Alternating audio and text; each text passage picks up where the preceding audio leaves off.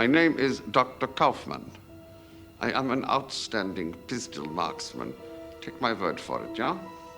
It won't look like a suicide if you shoot me from over there. I am a professor of forensic medicine. Believe me, Mr. Bond, I could shoot you from Stuttgart and still create the proper effect. My art is in great demand, Mr. Bond. But now I am afraid, Mr. Bond, that our little... Stamper! Stop yelling in my ear, yeah? Bienvenue au podcast Premier Visionnement. In my business, you prepare for the unexpected. Aujourd'hui, nous parlons de Bond, James Bond, agent 007. Just a drink. A martini, shaken, not stirred. This never happened to the other fellow. Petite mise en garde avant de commencer. Si vous n'avez pas vu le film discuté aujourd'hui, je vais le spoiler complètement. Beg your pardon? Forgot to knock. And meanwhile, how do you kill 5 hours? Bonne écoute. I've gotten the bitch. Down there. Bienvenue au Saigon. Aujourd'hui, nous parlons de Demain ne meurt jamais, sorti en 1997 et réalisé par Roger Spottiswoode, avec Pierce Brosnan, Michelle Yeoh, Terry Hatcher, Ricky Jay, Guts Otto, Vincent Chevalier et Jonathan Pryce. Je suis Mathieu et, bien sûr, au podcast, je donne qu'est-ce que le public veut. Qu'est-ce qu'il veut?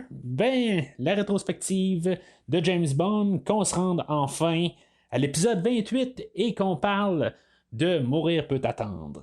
Mais ça va attendre encore quelques semaines. Alors, bienvenue dans la rétrospective des aventures de James Bond. Aujourd'hui, avant d'être rendu à l'épisode 28, on est juste à l'épisode 21, mais ça l'approche, ça veut dire que dans moins de 2 mois, on va être rendu à Mourir peut attendre. Je commence à plus pouvoir attendre. Honnêtement, je commence à vraiment être craqué. J'ai vraiment hâte au nouveau film. Plus ça l'approche. Je regarde le calendrier, puis ça monte. Puis il reste moins de 2 mois. Fait que avec tout, puis j'ai réussi à me cacher encore de pas écouter les bandes annonces. Je vais avouer que j'ai écouté le premier teaser quand il est sorti il y a genre 1 an et demi de ça, ou 1 an, en tout cas, il y a vraiment un bout avant qu'il soit encore repoussé d'1 an, tout ça. J'avais écouté le premier teaser, mais c'est la seule affaire. Fait que j'ai juste une petite affaire qui me reste dans la tête. Puis en tout cas, je veux pas spoiler pour ceux-là qui ont pas écouté la bande-annonce, mais il y a une passe vers la fin de la bande-annonce. Puis c'est la seule affaire que je me rappelle. Pour le restant, je me rappelle de rien. Fait que je trouve ça plate de me rappeler de ça, mais pour l'instant, j'ai réussi encore à me cacher pas mal de tout pour le film. Fait que j'ai bien hâte à ces 2 derniers mois. On arrive très proche de la sortie du film qui semble jamais vouloir sortir. Puis que, je veux dire, il a toujours été reporté depuis à cause du COVID, bien sûr. Fait que il reste juste quelques films à faire. Puis après ça, on va être rendu là. Juste avant de commencer proprement du film d'aujourd'hui, juste rendez-vous sur premiervisionnement.com pour pouvoir m'entendre parler sur les 20 premiers films des aventures de James Bond. Christophe Lassens du podcast Fantastica s'est joint à moi pour quelques films dans la rétrospective où ce qu'on a fait juste un global de l'acteur en question à chaque fois qu'il a terminé son rôle, c'est le rôle de James Bond, dans le fond, sa carrière sur l'agent secret. On parle de Sean Connery une fois qu'il a terminé, Roger Moore qui a terminé et Timothy Dalton. Dans quelques semaines, on va parler de Pierce Brosnan une fois qu'il a terminé. Et juste avant le nouveau film, Christophe et moi, on va parler de Spectre. En tout cas, pour l'instant, c'est ça le plan. Puis est-ce qu'il va se joindre au nouveau film? Ça, c'est quelque chose qu'il va falloir que je vérifie avec lui. Mais le plan, c'est qu'on parle de Spectre. Puis après ça, on verra pour le nouveau film. Mais c'est ça.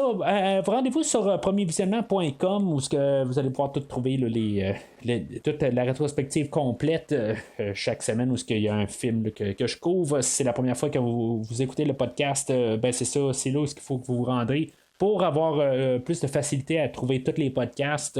C'est sûr que vous pouvez vous abonner à quelque chose comme un Podbean ou un Apple Podcast ou n'importe quel distributeur de podcast. Vous allez avoir directement les nouveaux épisodes qui vont se télécharger dans votre application. Sauf que vous allez avoir au travers de tout ça tous les épisodes de Star Trek, les épisodes de DC Universe que je fais au travers, les slashers, toutes sortes d'affaires, là, tout autre film, ben, dans le fond, ce que je vous suggère aussi d'écouter, mais juste pour pouvoir faciliter, dans le fond, la recherche de tous les podcasts, ben, sur premiervisionnement.com, tout est classé. Je pense que c'est très bien classé même, là, parce que je ne suis pas en train de me lancer des fleurs. J'aimerais ça qu'on me dise si, mettons, il y a quelque chose sur le site qu'il pourrait être amélioré. Bien sûr, je suis toujours ouvert à avoir une amélioration sur n'importe quoi. Fait que, juste pas gêné à le dire, mais je pense que pour l'instant, c'est assez bien classé. Vous pouvez voir toutes les rétrospectives qui sont là sur le site, dont les rétrospectives de Conan le Barbare, ou ben, ça c'est Robert E. Howard, les œuvres qu'il a faites, puis tout ce qui est relié avec Conan. On parle des rétrospectives de Transformers qui va probablement se grossir l'année prochaine avec un nouveau film qui s'en vient. Halloween, que dans 2 mois et demi, on va encore grossir avec un nouveau film qui devrait sortir à mi-octobre.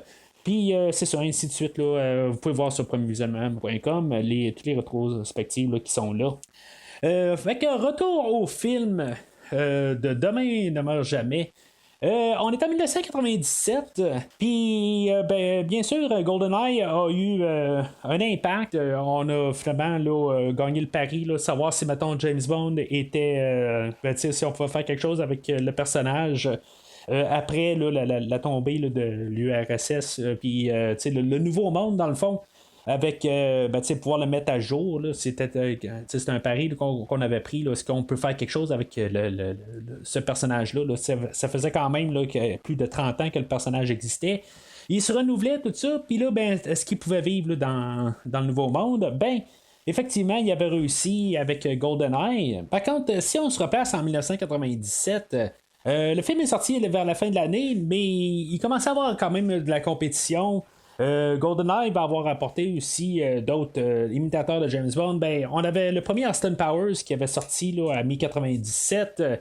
Que dans le fond, c'est un film de James Bond. C'est juste une parodie, mais c'est quand même basé sur un film de James Bond.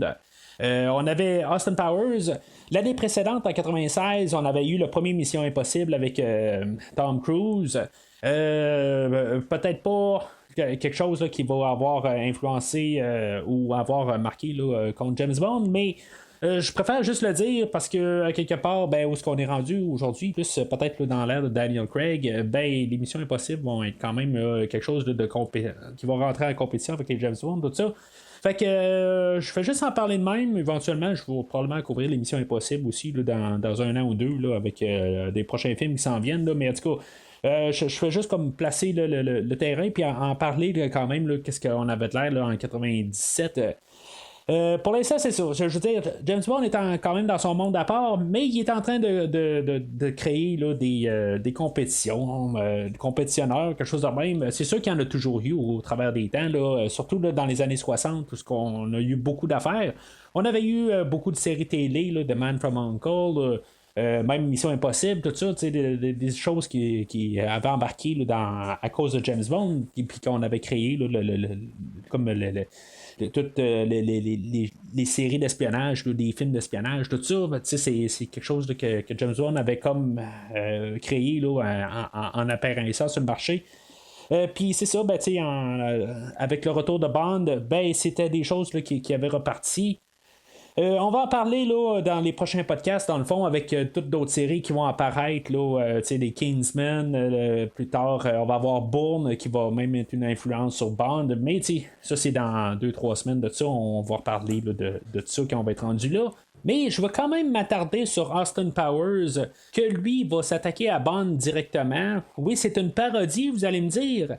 Mais il va prendre beaucoup d'éléments de James Bond pour faire son James Bond. Aujourd'hui, c'est sûr que ça va être un peu ça, le film d'aujourd'hui. Ça va être plusieurs éléments qui vont être collés de plusieurs James Bond dans le fond, puis on va faire le film d'aujourd'hui. Mais ça, je vais en reparler dans quelques minutes comme la thématique puis les idées du film. Je vais reparler ça dans l'autre section. Mais en tout cas, je veux juste passer ça sur le terrain que là, pour l'instant, on a Austin Powers qui va, qui va comme embarquer, là, influencer James Bond dans un certain sens. Suite à GoldenEye, ben, on a eu, j'en ai parlé au dernier podcast, où on a parlé là, du jeu sur le Nintendo 64, GoldenEye, qui avait apporté dans le fond une nouvelle génération de joueurs ou de gens à embarquer là, dans le monde de James Bond. Ce qui fait là-dedans, vous allez me dire, OK, mais c'est juste un jeu. Puis, tu sais, mais il faut quand même s'en passer en 1997. Les jeux, c'est pas comme aujourd'hui. C'était pas. Ça prenait pas la place comme qu'ils ont aujourd'hui. Tu sais, aujourd'hui, on a des méga productions sur des jeux. Dans le temps, c'était pas la même affaire. C'était juste sur des consoles. Puis, tu sais, c'était plus juste limité à une console généralement. C'était pas la même affaire. On mettait pas autant d'importance sur un jeu. Sauf que c'est ça, on arrive à GoldenEye, puis tu sais, le Nintendo 64, c'était pas mal dans ces années là, où ce qui était fort, je pense qu'il était quasiment là, dans les premiers jeux là, qui sont sortis sur la console, fait que ça a aidé beaucoup à la franchise de James Bond d'un côté, parce que les gens qui embarquaient sur la console du 64, ben, vont jouer un jeu de James Bond, puis on avait la montée des shooters aussi. Qui était apporté là, par les Wolfenstein, les Doom, puis c'est sur la 64, ben, on avait son propre shooter qui était James Bond. Yeah, fait que on avait comme une popularité là, sur ce jeu-là. T'sais, dans le fond, GoldenEye, je pense que j'ai pas besoin là, de vous dire c'est quoi le jeu en tant que tel. Là. Il a tellement été populaire qu'aujourd'hui, ben, on fait comme des remakes de ce jeu-là spécifiquement. Là. On a eu une version avec Daniel Craig. On a eu une version sans James Bond. Puis on va probablement éventuellement avoir un autre genre de jeu de GoldenEye. Là, mais en tout cas. Tout ça pour dire que on avait comme le grand frère qui pouvait jouer il va acheter le jeu de James Bond, puis pour jouer avec son petit frère, pour jouer à James Bond, puis ils vont s'amuser avec ça. Fait que à partir de là, ben, t'embarques ton petit frère que lui il connaît pas James Bond, mais quand il y a un nouveau film de James Bond, ben ça va l'amener au cinéma, puis c'est dans le fond, on l'embarque dans le monde, tout ça. Ça, je veux dire, ça vient pas de moi, je veux dire, c'est dans mes recherches que j'ai fait là, au courant de la journée, ou ce que j'ai lu, j'ai passé carrément là, la journée là, à embarquer là, dans toutes les m'informer sur le film là, pour en parler en masse au podcast. Fait que ça apporte des enfants, là, ou en tout cas des gens plus jeunes. Là, on renouvelle là, la clientèle, dans le fond. Fait que ça fait que le film, ben, il y a beaucoup plus de monde qui viennent au film. Fait que l'influence de GoldenEye est très majeure pour le film d'aujourd'hui. Ça fait que on veut embarquer tout de suite la production pour la suite à GoldenEye. Fait que, tu sais, en 2 ans, ben, on va pondre un nouveau James Bond. Mais on partait de rien. Si mettons on retourne dans l'ère de Roger Moore où on sortait un James Bond aux 2 ans, ben des fois on pouvait comme un peu se préparer à l'avance parce qu'on savait qu'on allait faire un prochain film. Là, on savait pas exactement qu'est-ce qu'on allait faire après GoldenEye, ça allait peut-être juste carrément tout tomber par la suite. Fait qu'on n'a pas vraiment commencé à planifier, mais c'est ça, c'est ça le problème, c'est que là, on veut tout de suite se dépêcher. C'est-tu trop vite en tant que tel? Là, moi, dans mon livre à moi, on aurait dû attendre 3 années, là, parce que quelque part, on a comme tout. On savait pas exactement quoi faire, puis on avait commencé à travailler sur une idée pour le film, puis après ça, ben, on est parti sur une autre idée, puis finalement, ben, on s'est rendu compte que cette idée-là marchait pas, tout ça. On a les écrivains aussi, tout ça. C'était le fiasco dans le fond pour commencer à travailler sur le film, les réalisateurs, tout.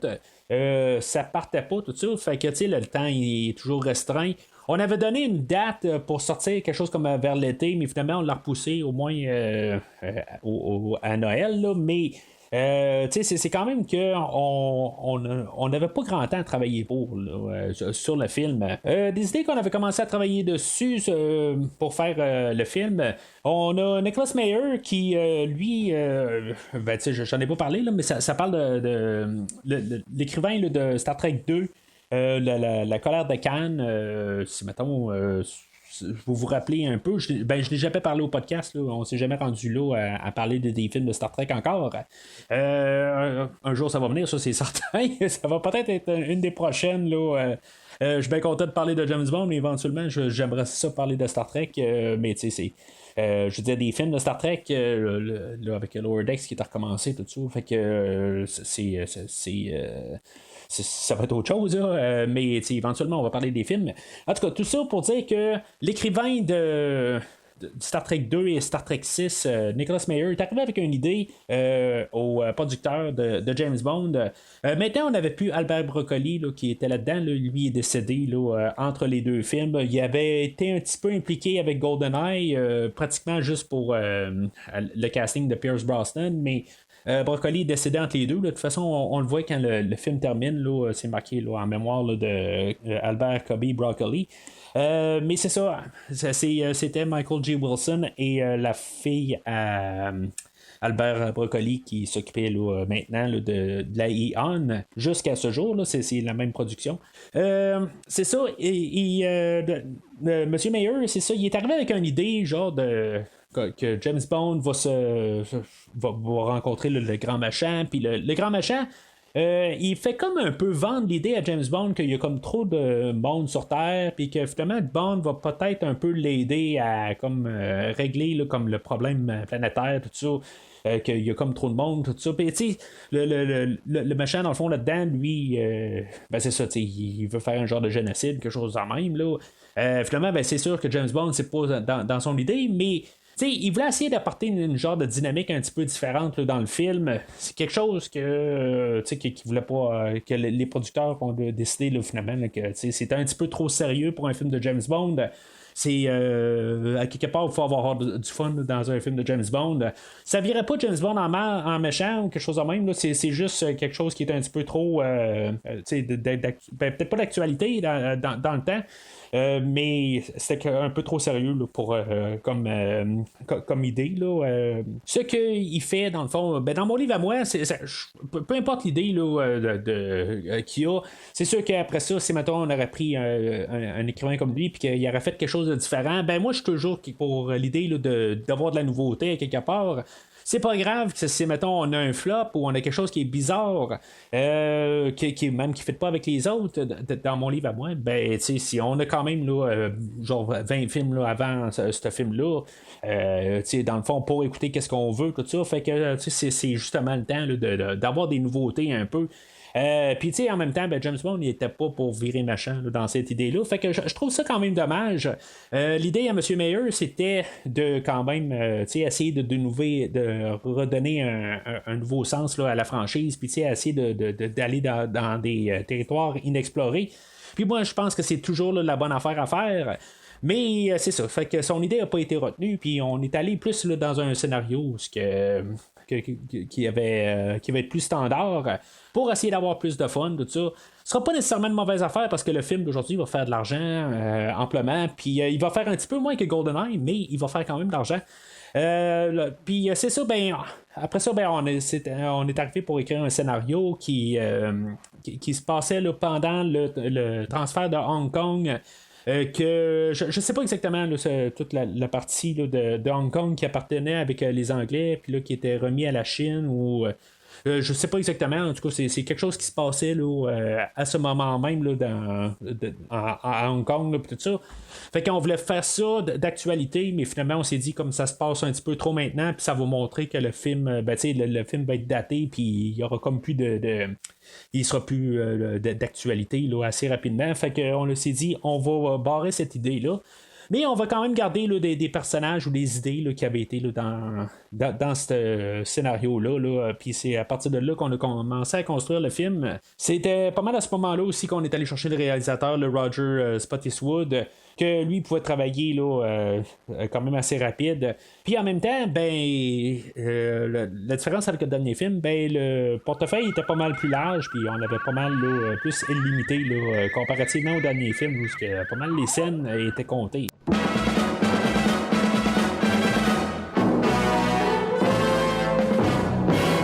Alors, le film d'aujourd'hui, ben, comme le dernier film, ne se basera pas sur une histoire de Ian Fleming, Mais il va se baser un peu là, basé sur des éléments actuels. On commençait à avoir un peu l'Internet là, qui commençait à exister, puis toutes les créations là, toute l'informatique, toutes on a les réseaux sociaux un peu.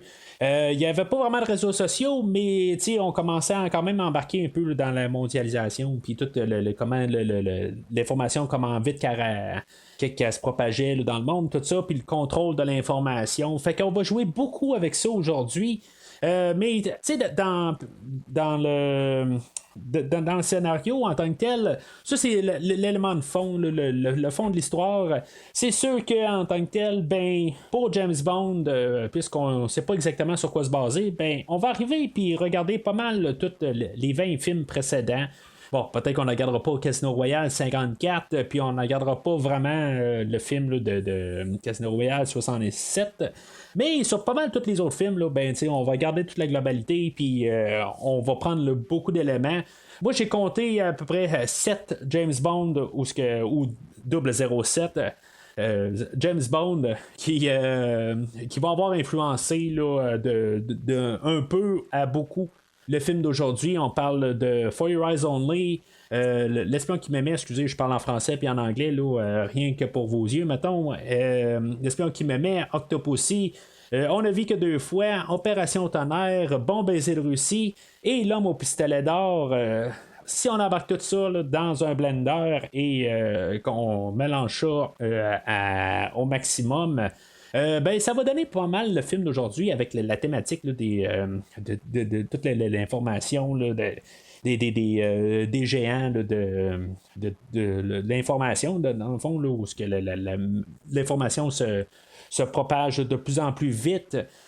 C'était quelque chose aussi, on était un petit peu dans une transition justement avec les ordinateurs à ce moment-là, où ce que justement c'est tout le temps de plus en plus vite l'information, puis là ben justement là, on va jouer avec des satellites pour aller plus en plus vite, pour aller vraiment là, avec l'information instantanée, puis justement avec les exclusivités aussi. C'est toutes des choses là, qu'on va un peu regarder là, avec le personnage là, de Elliot Carver puis son empire là, médiatique.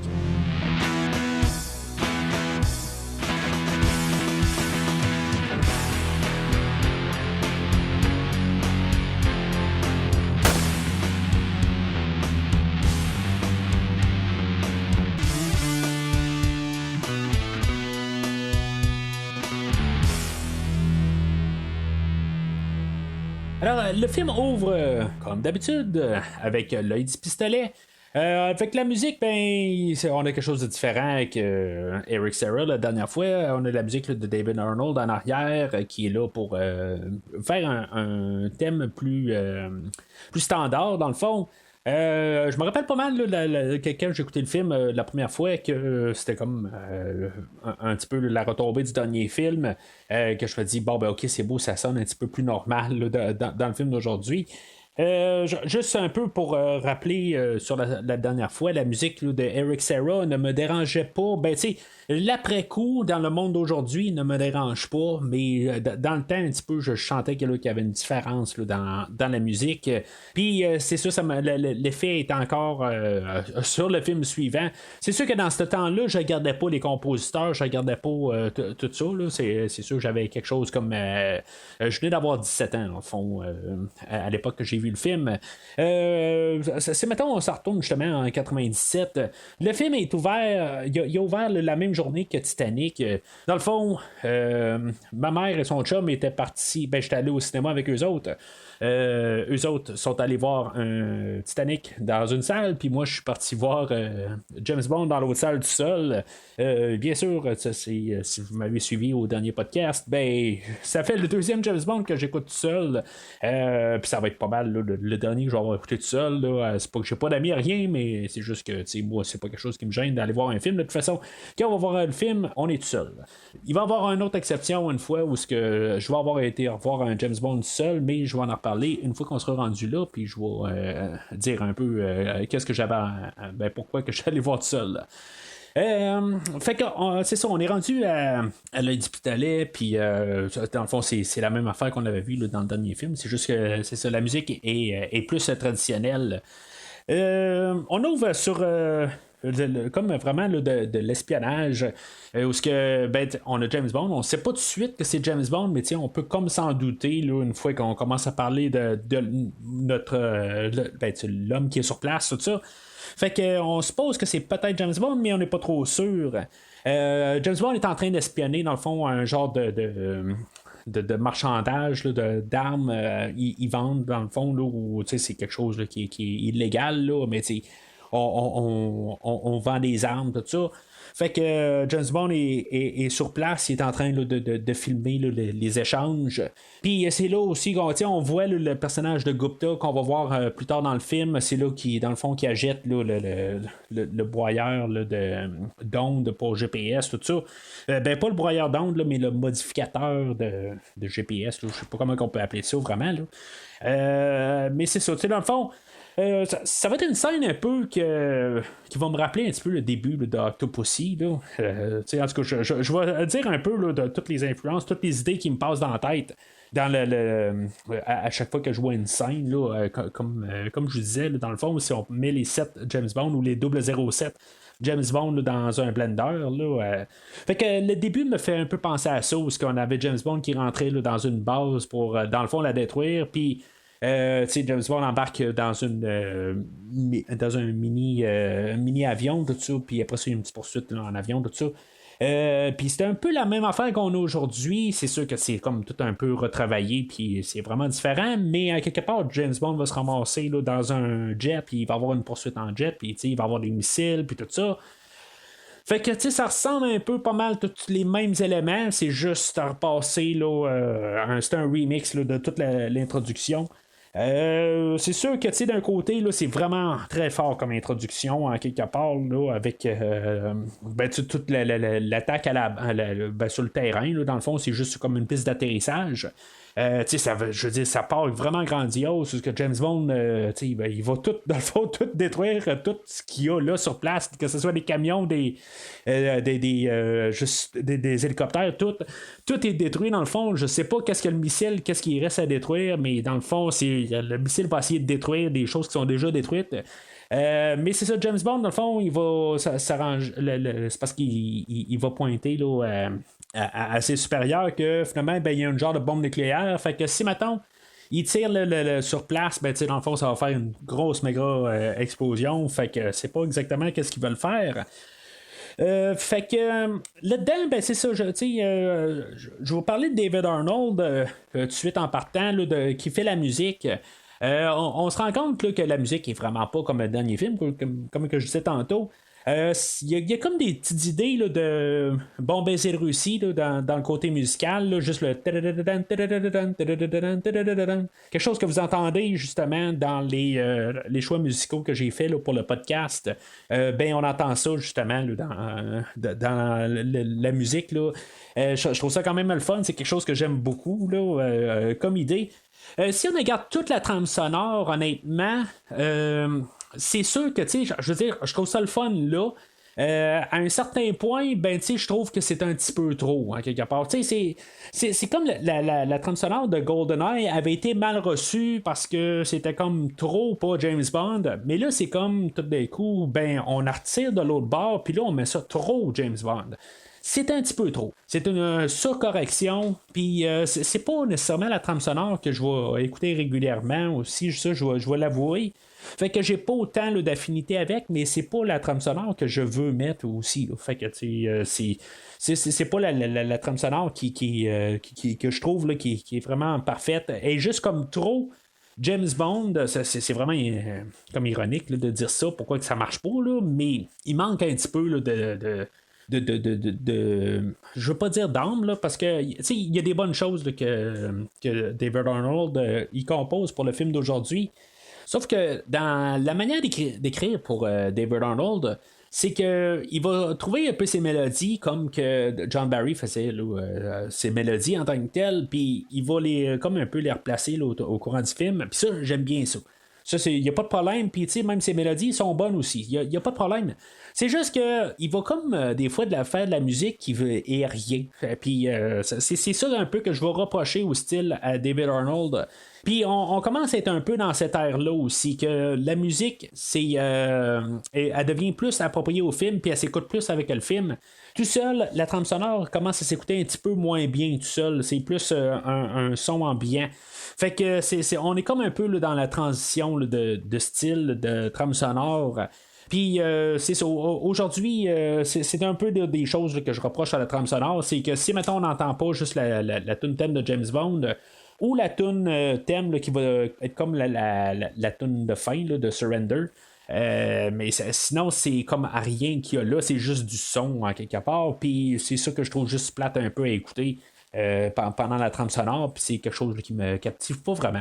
C'est pas une mauvaise trame, à quelque part. Là, je veux dire, j'ai passé comme la journée à l'écouter, la trame sonore. Là, je dois l'avoir écouté à peu près 8 fois là, dans toute la journée. C'est pas mauvais, mais c'est juste comme trop une surcorrection. Puis c'est ça, tu sais, à quelque part, je sais pas, tu sais, c'est pas ma meilleure trame de David Arnold, ça je le dis tout de suite.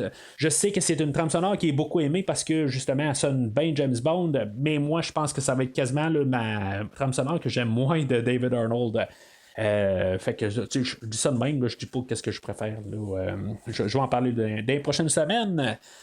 La raison pourquoi on a David Arnold qui succède à Eric Serra, ben, de un, Eric Serra, on ne voulait plus rien savoir parce que justement, là, on avait vu que c'était un mauvais choix.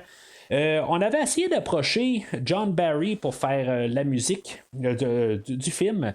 Puis ça, je trouve ça vraiment plate dans le fond. Pourquoi que John Barry n'a pas eu le contrat? C'est qu'on lui a offert moins d'argent pour faire un retour.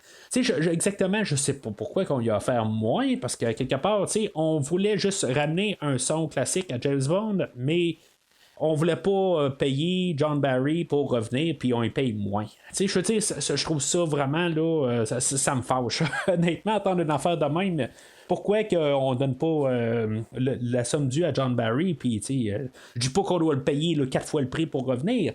Je me dis juste à quelque part pourquoi qu'on le paye pas à sa juste valeur. C'est sûr qu'à quelque part, il n'y avait pas le droit. Ben, tu sais, on voulait pas lui donner le contrôle de faire la chanson thème. Fait que à partir de là, vous allez remarquer que la chanson de Sheryl Crow n'est pas le thème de David Arnold qui garde pour la chanson de fin. On laissait là, un artiste simplement là, faire la tune thème. Je reviens à la tune thème là, dans quelques minutes.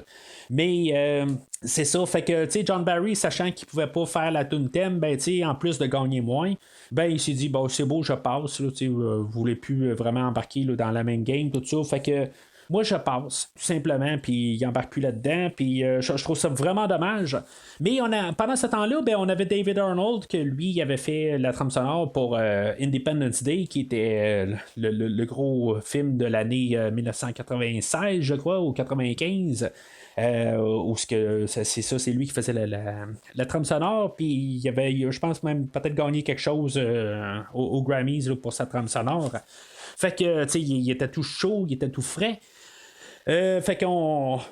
Il se l'avait mis sur la map, mais en même temps, lui, il avait fait un genre de disque hommage qui avait repris plusieurs tunes de James Bond aussi. Il avait sorti son disque de tunes hommage de James Bond. Fait que il était sur la carte en plus pour montrer qu'il y avait de l'intérêt de faire des tunes de James Bond. Fait que 1 plus 1, ça fait 007.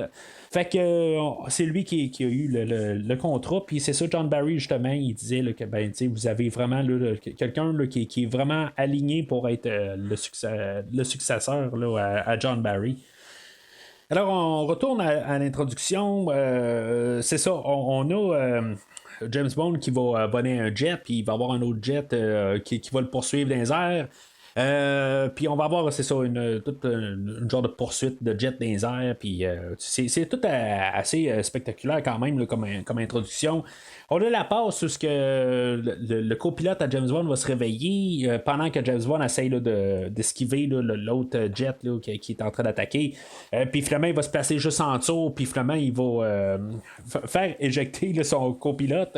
Je sais pas si tu peux faire ça, dans le fond, dans un jet, dire que moi, bon, Moi, mon copilote, je le veux pas, puis je le fais sortir.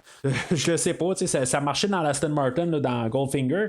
Dans le fond, je pourrais quasiment rajouter ça là, dans les influences. On pourrait rajouter un 8e film, Goldfinger, à cause de ça, qui éjecte son passager.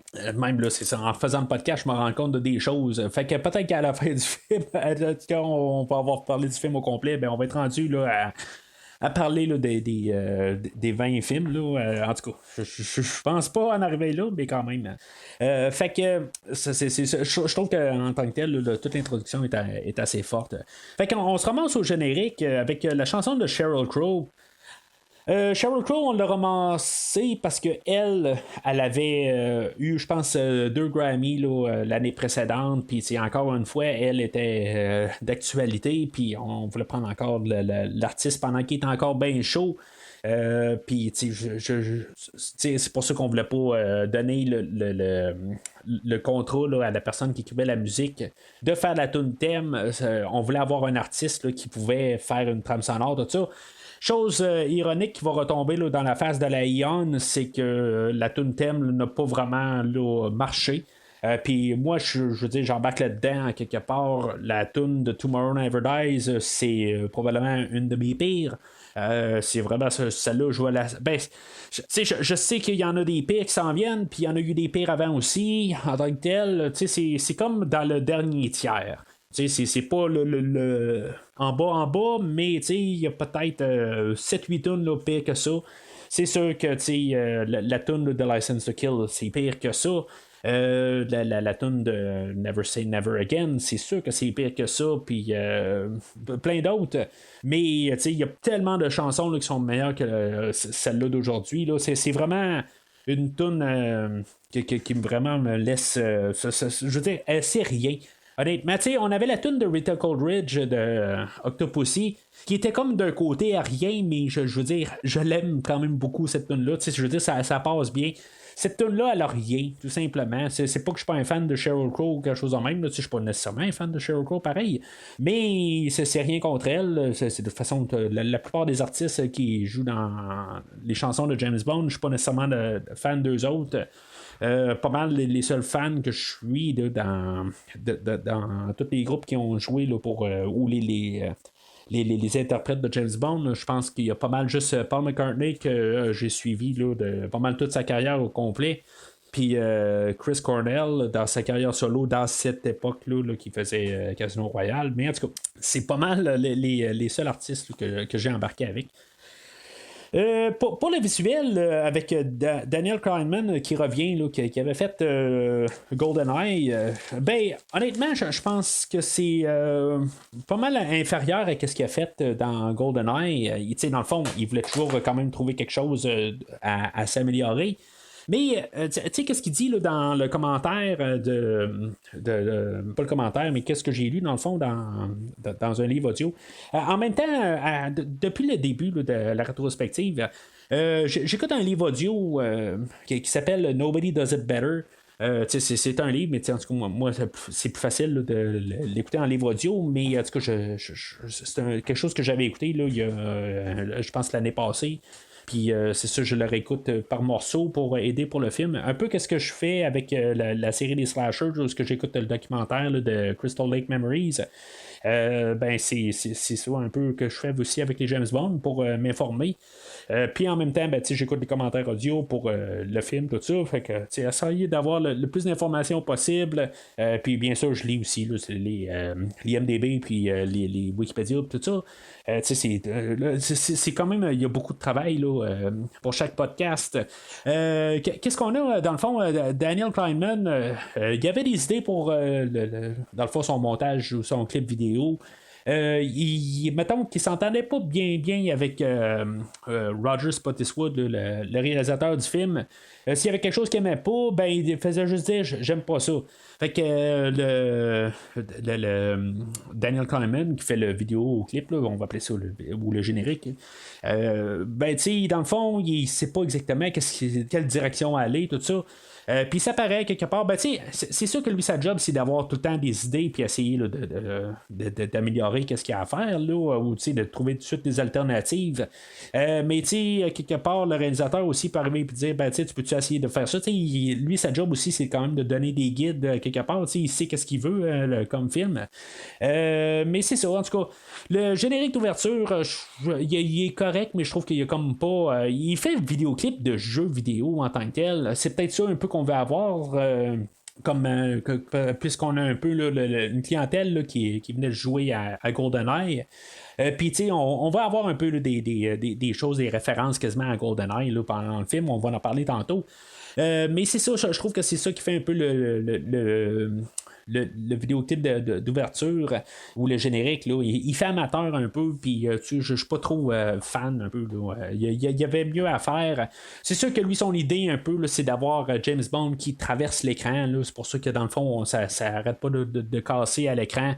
Mais c'est ça, je veux dire, c'est quelque chose qui a comme pas rapport tout à fait. Là, mais c'est ça, je me dis à quelque part ça avait été fait là, en 1980 là, avec Vendredi 13 où on avait ça, on avait justement les logos qui arrêtaient pas de casser l'écran et tout ça, mais en tout cas. Fait que on rouvre le film, puis là, ça fait très For Your Eyes Only ou rien que pour vos yeux, où ce qu'on a on avait le bateau Saint-Georges là, qui coulait au début parce qu'il ramassait une mine. Ben là, c'est un peu là, un genre de remix de ça. Où ce que on a toute l'équipe là, de Carver puis leur vaisseau fantôme. Je sais pas si c'est comme ça qu'on peut appeler ça un vaisseau fantôme. En tout cas, c'est le terme que je vais utiliser. Là, dans le fond, le vaisseau, lui, il est indétectable par des radars. On a le Devonshire, lui, c'est un bateau ou un navire britannique qui se promène là, dans l'océan, puis que quelque part, ben, on va avoir utilisé là, la bébelle là, qui du GPS qui fait comme montrer là, que que dans le fond, son emplacement n'est pas à l'endroit où il est. Fait que eux autres, ils vont. Le bateau est rendu dans un territoire chinois, puis dans le fond, là, on va voir les Chinois qui vont arriver, puis qui vont avec deux avions, puis dans le fond, ils vont dire ben, t'as pas rapport ici, quitte, ou sinon, ben, on va voir on va voir ça comme des hostilités. Fait que.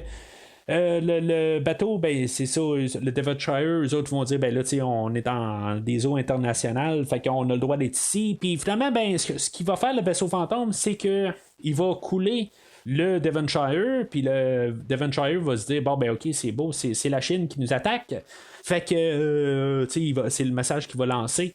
Puis le vaisseau fantôme aussi va attaquer un des jets. Fait que les jets aussi vont penser que le Devonshire, ils sont venus en guerre. Fait que, on va partir un petit peu une idée de même. Mais, à quelque part, ben, il y a quand même un jet qui est resté. Puis, c'est comme pour témoigner de la chose, mais je sais pas si ça marche tout à fait. Parce que, ils savent bien que les autres, ils n'ont pas lancé de missiles rendus là. C'est sûr que, on a un des généraux qui va réapparaître un peu plus loin, mais, ça a comme pas tout à fait rapport s'il n'y a pas eu l'ordre de couler le bateau, tout ça, Fait que, il y a juste un côté, là, il y a quelque chose, là, je suis certain, là, dans le côté là, des Chinois qui doivent arriver et dire, ben, ça marche pas tout à fait parce qu'on n'a rien lancé. Là, ils vont essayer là, de retirer un des missiles du Devonshire pour montrer qu'ils ont tiré sur les Chinois, là, mais l'autre côté, qui a attaqué le Devonshire, ben, la Chine peut dire, ben, nous autres, on n'a pas attaqué, là. Ça n'a pas rapport. Fait que, c'est une idée qui tombe à l'eau. C'est pas pour faire un jeu de mots, là, parce qu'on est dans l'eau, mais je veux dire, il faut pas y penser quelque part. Puis, c'est un James Bond, on sait qu'il faut pas toujours en rajouter un peu, là, de pas trop penser plus loin, un peu qu'est-ce qu'on voit en tant que tel. Si on se pose trop de questions, on sait que ça marche pas. Mais c'est la même chose que je dis là, en tant que tel. Fait que on a l'introduction là, du grand machin en arrière de là. On a Elliot Carver, que lui, dans le fond, c'est son entreprise ou son empire là, de médias, quelque part, que lui veut lancer là, tout son nouveau réseau, son nouveau satellite là, pour pouvoir être plus d'actualité, puis toujours avoir les nouvelles là, à l'heure, tout ça. Puis, dans le fond, c'est un monde qu'on est habitué aujourd'hui. Comme je disais tantôt, c'est un monde à devenir là, à cette époque-là. Mais quand même, l'information elle se promenait quand même assez vite. Là. L'Internet existait là, depuis plusieurs années, là, rendu à cette étape-là. Je dis qu'elle existait. C'est sûr que c'était pas rentré dans toutes les maisons. C'est sûr que quand on en retourne là, en 97, beaucoup de foyers avaient un ordinateur avec Windows 95. Si, mettons, on met un point dans le temps. Ça donnait beaucoup accès à plusieurs familles, à l'Internet puis à l'information. Sauf qu'il y avait quand même encore beaucoup de monde qui n'avait pas d'Internet aussi. Là. Il faut quand même arriver puis se remettre avec le temps. C'est pas comme à cause qu'on a un ordinateur à la maison que tout le monde devient tout d'un coup des experts sur Internet puis ils savent comment aller chercher de l'information. Je veux dire, il y avait du monde à la maison où j'habitais que même en 2000, puis ça faisait 5 ans qu'on avait un ordinateur sur Internet puis il savait absolument rien comment aller sur n'importe quelle place. Là. Je veux dire, aller trouver, là, c'était pas Google dans le temps, c'était quelque chose comme Yahoo. C'est ça. Je veux dire, il savait pas plus comment y aller. Là. Fait que c'est pas tout le monde. C'est sûr que c'est ça l'idée là, de Carver, là, c'est ça. Puis montrer, là, comme j'ai parlé tantôt, là, c'est juste l'idée là, de faire juste des fake news. Là. C'est ça que dans le fond qu'on veut montrer là, qu'on peut contrôler ça de même. Alors on retrouve James Bond entre bonnes mains. Dans le fond, il est en train de se faire apprendre le danois. Puis c'est ça, je veux dire, c'est du cliché James Bond. Je sais pas que ça vient nécessairement d'un film en particulier. Mais c'est ça. Fait que il est appelé par par M ou Moneypenny, puis après ça, il se ramasse au bureau. Ce qu'on va apprendre, c'est qu'il y a 48 heures pour faire sa mission. Puis, dans le fond, que l'information s'est propagée un petit peu trop vite. Puis, dans le fond, ça s'est propagé aussi avec le satellite à Elliot Carver. Je comprends un peu le besoin d'avoir l'information super rapide. Mais à quelque part aussi, c'est que on n'est pas encore à l'ère Facebook où ce que ça doit aller encore plus rapide, que l'information est partagée tellement rapidement que c'est plus vraiment à la seconde quasiment que c'est qui le premier à envoyer la nouvelle sur Internet en premier. On est encore un peu à l'ère des journaux papier. On est vers la fin, là, pas vers la fin parce que les journaux papier existent encore, mais c'est quelque chose là, qui s'en va vers le déclin. Là, à partir là, de pas mal là, ces temps-là, on s'en va plus là, vers le numérique tranquillement. Mais avoir vraiment là, l'information super rapide de même, je sais pas si c'était nécessaire encore à ce moment-là. 10 ans plus tard, c'était une autre chose. C'est sûr que il faut. James Bond est un peu en avance pour aussi. Dans le fond. C'est justement parce que justement l'Internet prenait de l'expansion puis que ça allait de plus en plus vite. C'est pour ça que dans le fond, les journaux papier ont commencé à tranquillement disparaître. Mais c'est ça. En tout cas, fait que. On découvre que dans le fond, on utilisait un satellite à Elliot Carver, puis c'est pour ça que James Bond va être lancé là, à aller investiguer sur l'empire là, de Carver. Puis c'est ça qu'on va savoir, c'est que James Bond a déjà sorti avec la femme à Elliot Carver. C'est pour ça un peu qu'on l'envoie aussi. Sur le terrain, puis que lui va pouvoir avoir peut-être accès à des choses que un autre agent aurait plus de difficulté à avoir. Là. Fait que j'aime quand même un peu la discussion qu'ils ont dans la voiture avec M et Moneypenny. Puis Bond, dans le fond, qui parle justement là, de Paris Carver. Puis, elle va y dire, M, elle va y dire de pomper la femme à Carver pour l'information, tu sais. Puis, c'est juste le langage qui est très poli, mais, tu sais, je veux dire, qu'est-ce que ça dit, là, à quelque part, là, tu sais, c'est vraiment quasiment vulgaire de l'autre côté, là.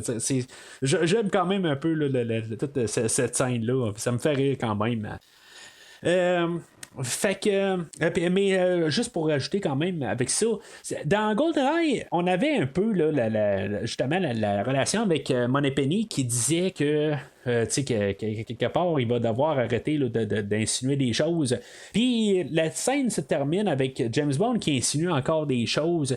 Je sais pas si je dois vraiment en prendre note pour dire que dans le fond, on vient de régresser un petit peu.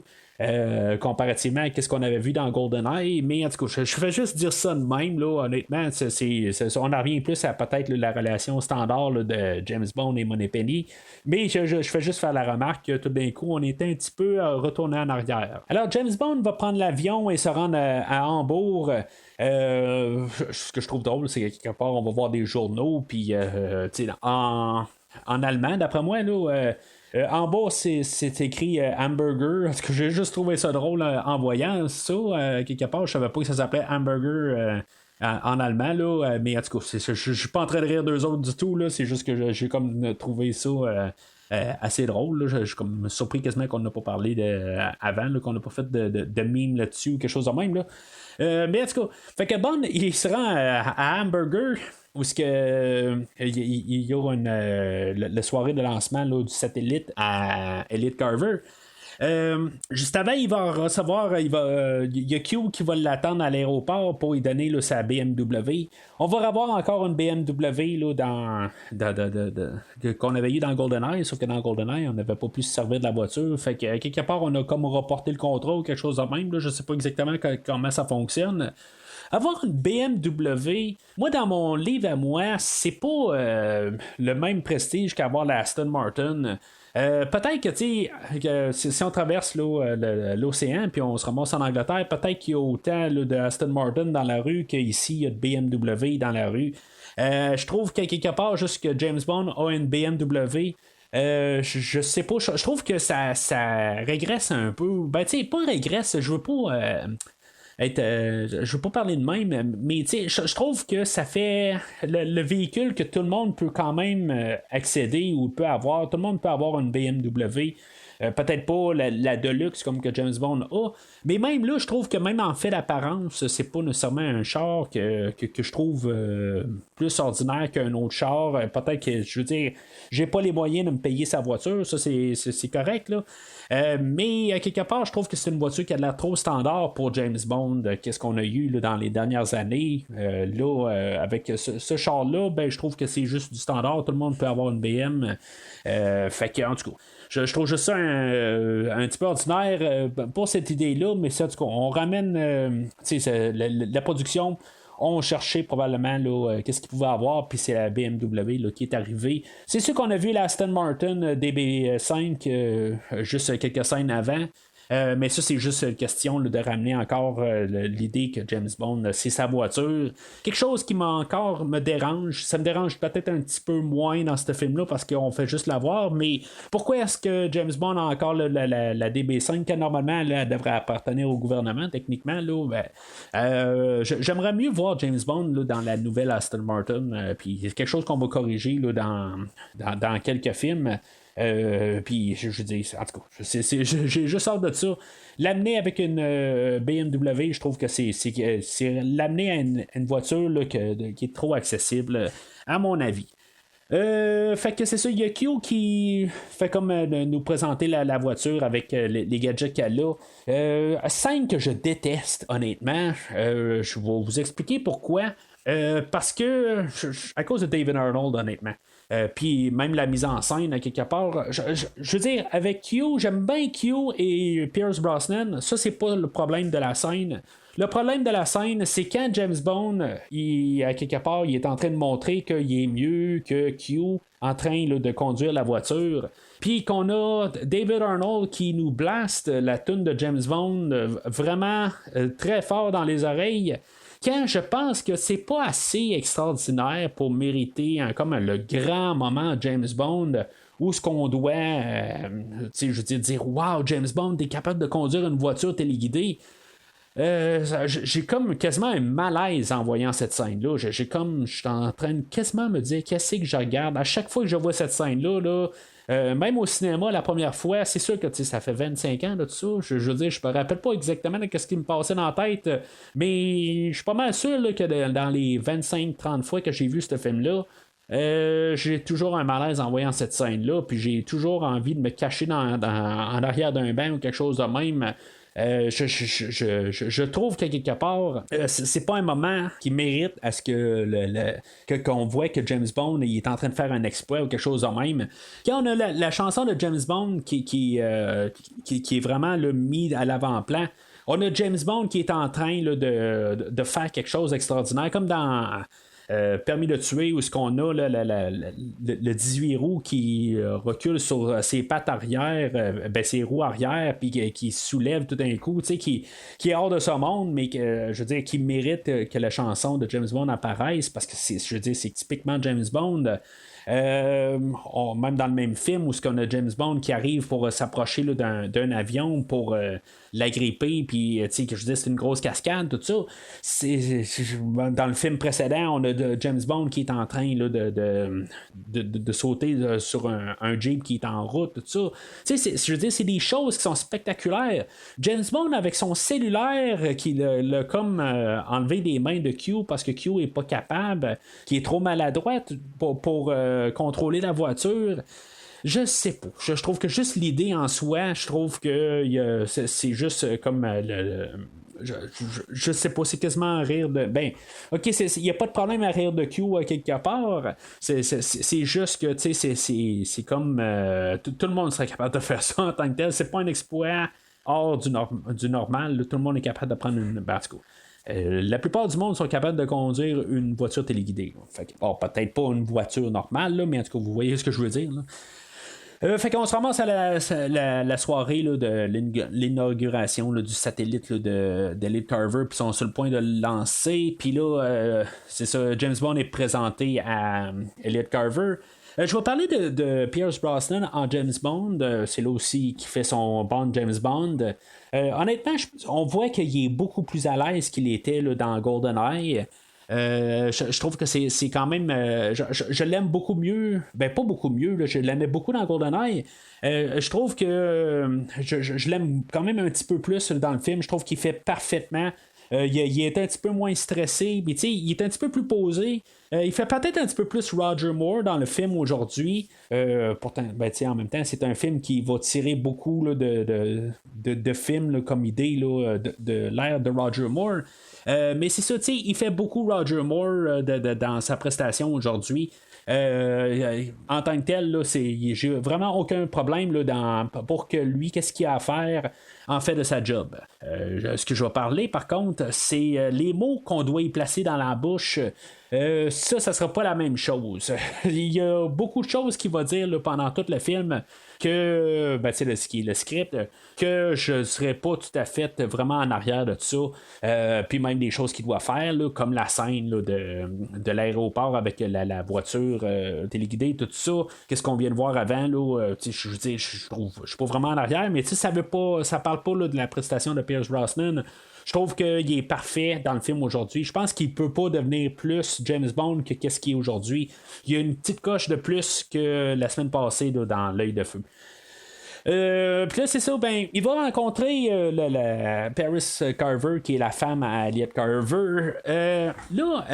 Terry Hatcher, dans le rôle, j'ai pas tout à fait de problème avec. Tu sais, je veux dire, dans le fond, elle va apparaître là, pour genre 2 scènes dans le film. Puis, tu sais, honnêtement, je pense que la manière que tous les posters sont faits, elle a l'air d'être bien importante là, dans le film, puis finalement, elle est là pour genre 2 scènes, puis la troisième scène est morte dedans. Là. En tout cas, j'ai pas de problème avec. Je sais que Pierce Brosnan et Terry Hatcher, l'actrice, avaient des problèmes un peu sur le set. Elle est enceinte, puis elle voulait pas le dire, puis Pierce Brosnan ne le savait pas, puis en bout de ligne, James Bond se demandait pourquoi elle arrivait pas sur le set, puis il y a après un bout, il s'est comme un peu fâché, puis il a dit des choses un peu à elle, puis en même temps, ben, elle voulait pas dire qu'elle est enceinte.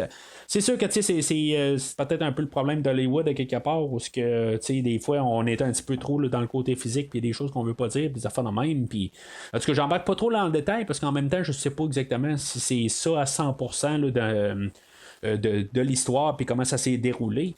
Fait que Pierce Brosnan a perdu un petit peu patience, puis quelque part, ben, elle voulait rien dire, puis tout ça, puis finalement, ben, ça a fait qu'ils ont eu un froid sur le plateau. Mais c'est ça, fait que ça rajoute peut-être, ben, je veux dire, ça paraît pas vraiment en tant que tel dans leurs prestations, ils sont très professionnels là, à l'écran, puis moi avec l'idée de ramener quelqu'un qui va toucher James Bond, c'est pas une mauvaise affaire. D'un côté, le dernier film, on avait eu Alec Trevelyan, qui était un ancien ami, le collègue 006 à James Bond, puis ça le touchait personnellement. Là, c'est encore une affaire qui va le toucher personnellement. Ça sera pas trop à fond, ça sera pas vraiment aussi grandiose peut-être qu'est-ce qui s'est passé là, dans GoldenEye. Mais c'est comme jouer un petit pattern qu'on essaie de toujours trouver quelque chose de personnel à James Bond. Si je reviens à l'époque, je sais que ça commençait à mériter un petit peu. James Bond, je veux pas être méchant envers le personnage, mais c'est comme un genre d'avatar qui nous passe au travers d'un genre de montagne russe ou quelque chose de même. Puis là, il n'y a rien de mal en tant que tel d'un côté à vouloir y embarquer des émotions. Puis je sais avec qu'est-ce qui va venir après Pierce Brosnan, il y a Daniel Craig, puis c'est carrément une autre affaire à part. Mais là, on est toujours un petit peu là, dans le même régime qu'on avait dans tous les premiers films. Là, c'est sûr qu'on a une nouvelle ère là, avec Barbara Broccoli et Michael J. Wilson qui ont pris un peu là, les règnes du personnage, puis c'est plus le même monde exactement qui sont en arrière du personnage. J'ai pas trop de problème. On a eu la femme à James Bond en 1969, puis on l'a ramené un peu là, l'idée au courant là, des films, tout ça. C'est juste que là, c'est comme tout d'un coup, c'est un petit peu trop coutume tout d'un coup. C'est comme bang, un film, c'est un ami à James Bond. Là, c'est un ancien ami ou un flirting, ou je sais pas comment on peut l'appeler, là, mais une histoire d'amour qui s'est passée précédemment à James Bond. Puis, elle l'a touché au cœur, tout ça. Puis, en tout cas, je veux dire, James Bond, là, il y a une petite blessure là-dessus, tout ça. Fait que, c'est comme, bon, ça peut passer, mais on verra qu'est-ce qui va se passer là, dans le troisième film. Mais c'est un petit côté que je trouve qu'à quelque part, il peut pas juste être détaché un peu. Ça pourrait peut-être juste mieux aller. Je comprends aussi le côté d'amener James Bond, puis qu'il y ait un peu là, de côté personnel, puis tout ça, puis qu'il y ait un peu là, une raison aussi de vouloir avancer, tout ça. Mais si au moins c'était plus important l'histoire, c'est ça que je vais arriver à dire. Là, c'est comme une histoire qu'on veut essayer d'embarquer, mais ça l'embarque, mais ça débarque, tout ça. Puis c'est comme un peu, ça frôle un peu, puis ça sait pas exactement où s'en aller. C'est sûr que le scénario, il était écrit un peu en même temps qu'il filmait aussi. Fait que ça l'aide pas aussi au film. J'en ai parlé tantôt, dans le fond, là, on était comme avec une date limite de sortie, puis on écrivait en même temps, puis tout ça, puis on était en train d'ajuster, puis je veux dire, c'était la frénésie carrément là, en train de filmer le film. Fait que c'est une affaire là, que je pense, à mon avis, on aurait dû comme abolir, mais en même temps, ça aurait tellement tout corrigé là, de juste donner une année de plus là, au film, puis si on n'aurait pas été pressé là, de sortir le film. C'est dans ces scènes-là aussi qu'on a l'introduction rapide là, de Wylin, qu'on va voir un peu plus là, plus tard dans le film. C'est comme la manière que c'est monté, on va penser que la fille principale du film va être quand même Paris Carver, puis Wylin, exactement qu'est-ce qu'elle va être, on ne sait pas tout à fait. Wylin, qu'elle qui est joué là, par Michelle Yeoh, que j'ai déjà parlé au podcast longuement, un peu avec Star Trek Discovery, où elle joue quand même un rôle dedans, où elle joue genre 24 épisodes, je pense, là, dans toute la série. Un personnage là, que j'aime bien aujourd'hui. J'étais pas trop sûr à l'époque un peu, mais honnêtement, là, plus j'écoute le film, je trouve que c'est un point fort du film. C'est juste que le problème, je pense que pourquoi que j'étais pas trop sûr, c'est que la chimie qu'elle a avec Pierce Brosnan ou James Bond, il y en a pas. Tu sais, je veux dire, on va essayer de forcer beaucoup d'affaires avec James Bond dans le film d'aujourd'hui. Puis ça marche pas. On va essayer de faire une histoire d'amour, puis ça marche pas. On va essayer de faire même des scènes d'action, puis elle va voler le show tout le long. Puis, tu sais, James Bond est juste secondaire à chaque fois qu'il est là. C'est peut-être un peu quelque chose que justement que j'étais pas tout à fait à l'aise avec ça en écoutant un film de James Bond puis finalement il est en train de voler le show, mais là c'est ça aujourd'hui, ben c'est ça, je regarde le film puis elle est en train de voler le show carrément à chaque fois qu'elle est là. Tu sais, ce que j'écoutais dans le film, dans un des pas le film avec le livre que je disais, que en tant que tel, la raison pourquoi qu'on l'a pas tout au long du film, puis pourquoi qu'elle est là la moitié, ben c'est pas ça officiellement, mais je suis pas le seul à penser ça dans le fond, que si mettons elle était là tout le long du film, là, ben ça serait un film de Wayland, ça serait plus un film de James Bond, parce que vraiment à chaque fois qu'elle est là sur l'écran, ben je trouve qu'elle vraiment est captive, puis tu sais tout ce qu'elle a à faire dans le film d'aujourd'hui, ben est très. Elle a de la présence, puis tout ça. Puis en tout cas, je veux dire, j'ai vraiment rien à dire là, contre Michelle Yeoh dans le film d'aujourd'hui. On l'avait vu jouer là, dans un film avec Jackie Chan, Police Story 3. Puis en tout cas, c'est un film que j'ai pas vu, là, mais en tout cas, c'est ça, dans le fond, c'était comme son audition, puis on s'est dit, ben, regarde, exactement là, qu'est-ce qu'on a besoin là, comme personnage, dans le fond. Puis c'est ça, dans le fond, elle était grande là, de l'autre côté, dans le fond, là, comme actrice, tout ça. Puis c'est juste qu'elle avait pas passé là, le marché là, anglais et américain, tout ça. Elle avait pas passé encore là, ce marché-là. Puis c'est ça, dans le fond, il restait pas mal juste ça. Fait que c'était la meilleure candidate, dans le fond, là, pour faire le personnage de Waylon. Fait que Carver va se rendre compte que James Bond, il semble connaître un petit peu trop Paris. Fait que, tu sais, dans le fond, même James Bond va arriver puis va commencer à poser des questions sur les satellites. Puis là, dans le fond, ça va y mettre un petit peu là, un genre de malaise à Carver. Fait qu'il va se dire, bon, ben, regarde, il va dire à Stamper, son bras droit. Tu sais, Stamper, on l'avait vu un peu plus tôt. Ben, tu sais, j'ai pas grand chose à dire sur Stamper. Dans le fond, lui, c'est un autre gros bras, dans le fond, secondaire. Dans le fond, un autre blond qui est, dans le fond, un autre Red Grant, dans le fond, qui est là juste pour tuer là, n'importe qui, là, qui est dans les bras là, pas dans les bras, mais qui est dans le chemin là, de son maître. Là, fait que, honnêtement, là, Stamper, là, j'en ai pas mal rien à foutre là, dans tout le long du film. On essaye des fois de nous le mettre là, dans certaines scènes, mais en tant que tel, là, j'aime pas vraiment le personnage. Je trouve qu'il dégage absolument rien. Ça pourrait être un robot, ça pourrait être n'importe quoi. J'en ai absolument rien. J'adhère pas du tout à ce personnage-là. Carver, c'est ça, il va demander là, dans le fond là, d'aller l'interroger, puis c'est ça, on va amener James Bond. J'aime quand même la scène où on va arriver, puis on va dire Monsieur Bond, vous avez un téléphone. Puis là, ben, James Bond, là, il est là comme ok, ouais, c'est beau. Je sais qu'en bout de ligne, là, vous allez vouloir un peu me poser des questions, puis là, je vais passer un mauvais quart d'heure. C'est clair que ça se voit là, dans la prestation là, de Pierce Brosnan. Fait qu'ils vont l'amener là, dans un genre là, de studio, quelque part, parce que c'est tout bien insonorisé. Je sais pas exactement pourquoi ils ont ça là, dans cet édifice-là. En tant que tel, c'est c'est peut-être juste pour enregistrer des interviews, n'importe quoi.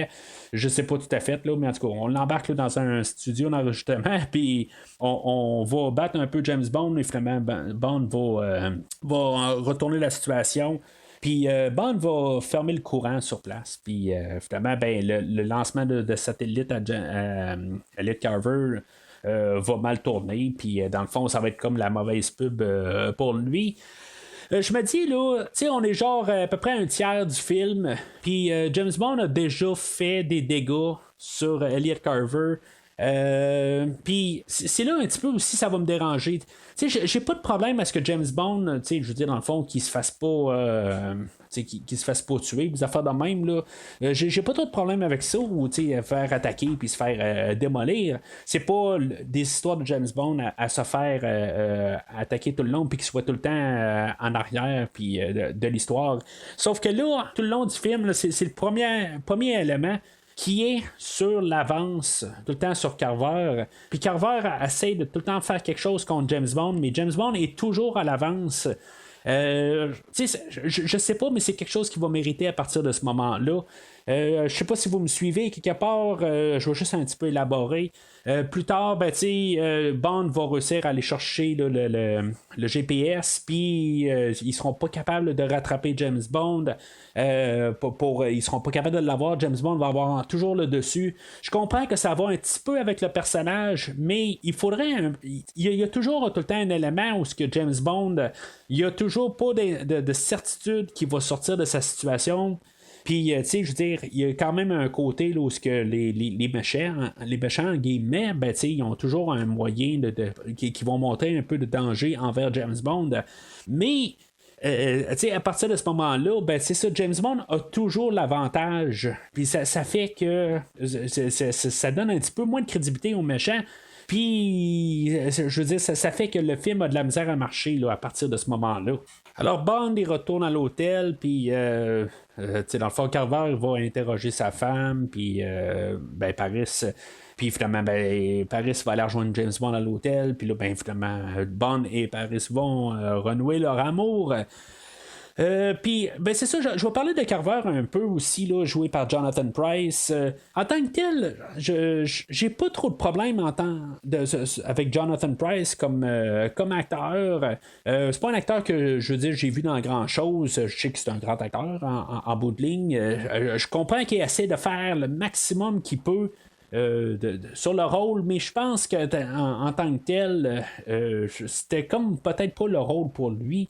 Je sais pas exactement. Il y a quelque chose qui marche pas. Je suis pas capable de vraiment mettre le doigt en tant que tel. J'ai pas de. Je trouve qu'il est peut-être un petit peu trop superficiel. Il manque. J'ai pas l'impression en même temps que. Il y a de l'émotion à quelque part. Je comprends que lui, il envoie sa femme se faire tuer, puis dans le fond, il s'en fout. Je comprends que il est dérangé mentalement, puis il veut juste du pouvoir, tout ça. Ça, je le comprends, cette idée-là, mais j'aurais eu besoin de sentir quelque chose, je pense, de sa part, puis je ressens rien. Je sais pas, je sais pas, c'est pas qu'il est pire que beaucoup d'autres personnages qui sont les grands méchants dans les films de James Bond. C'est juste que je ressens complètement rien de sa prestation. Puis je veux dire, il fait juste comme faire le grand méchant. Puis c'est tout en tant que tel dans mon point de vue. Puis je trouve juste ça dommage à quelque part, que je sais qu'il y a du talent, le monsieur, mais il n'est pas utilisé dans ce film-là à quelque part. Puis je pense que on essaie d'un peu de repousser, puisque c'est pas quelqu'un qui est physique. On va placer son côté physique avec le personnage de Stamper. Mais Stamper, j'en ai rien à foutre aussi, à quelque part. Fait que le duo de méchants ne marche pas dans ce film-là.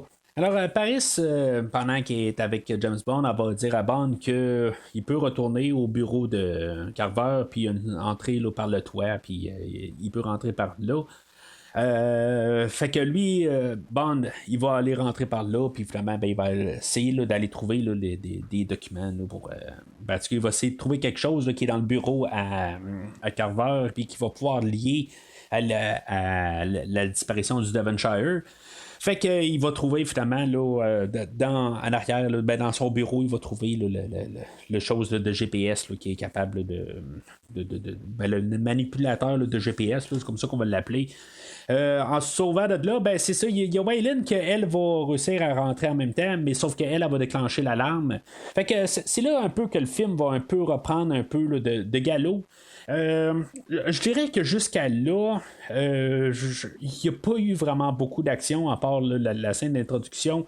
Puis, je veux dire, c'est à peu près temps là, que le film là, commence à reprendre un peu d'action parce que là, il y a eu beaucoup là, de parlage là, depuis le début du film. Je veux dire, il n'y a pas de problème quand on veut parler, mais quand on ne sait pas exactement de quoi parler ou on essaie de juste comme perdre du temps, c'est ça que je sens un petit peu là, depuis le premier tiers du film. Là, on embarque là, pas mal là, dans le deuxième acte, puis ça commence à embrayer, puis je veux dire, j'ai pas de problème là, avec l'action là, dans toutes ces scènes-là.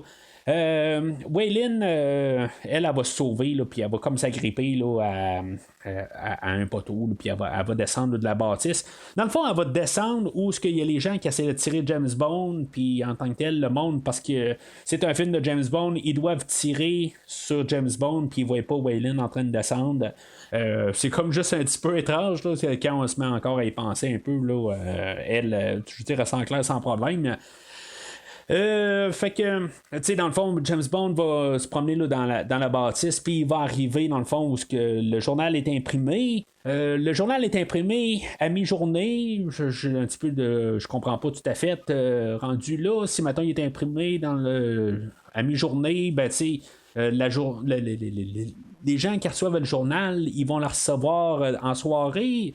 Tu sais, je comprends pas tout à fait avec les journaux papier. Quelque part, si tu veux que les nouvelles soient répandues le plus rapidement possible, il faut qu'ils soient comme imprimés très tard le soir pour qu'ils soient très de bonne heure chez les abonnés. Là, tu sais, normalement, c'est comme ça que ça marche. En tout cas, fait que c'est peut-être. J'ai travaillé là, longtemps là, dans le domaine, fait que c'est peut-être pour ça que je vois ça un petit peu. Je trouve que juste ça marche pas là, les journaux imprimés là, à midi à quelque part. Là.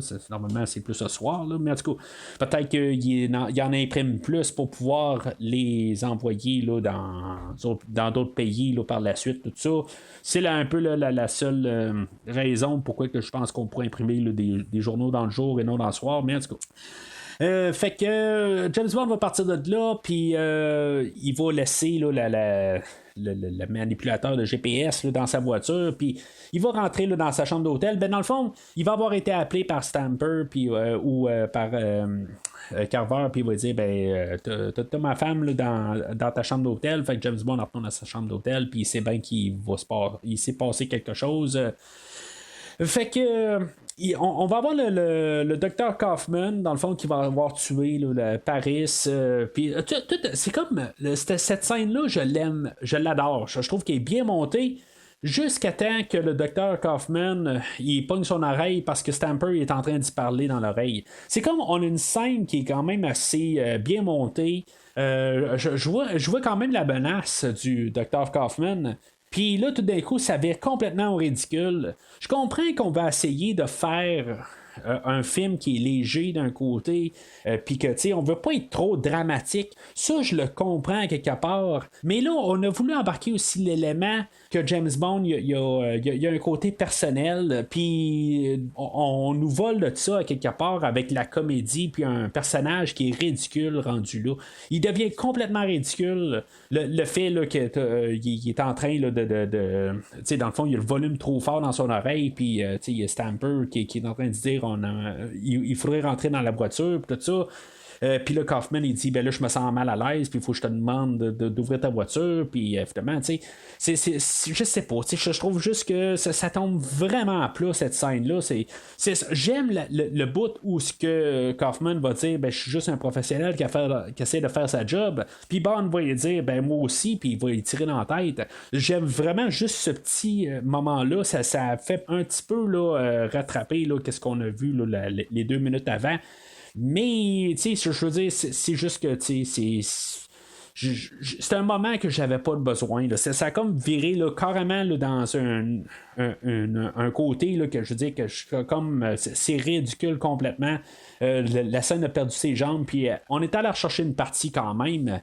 Mais pour toute la globalité, je trouve que la scène a fini, là, puis elle me laisse un goût amer rendu là. Si on n'a pas eu de scène de voiture dans le dernier film, ben on va se rattraper là, très fortement dans ce film-là.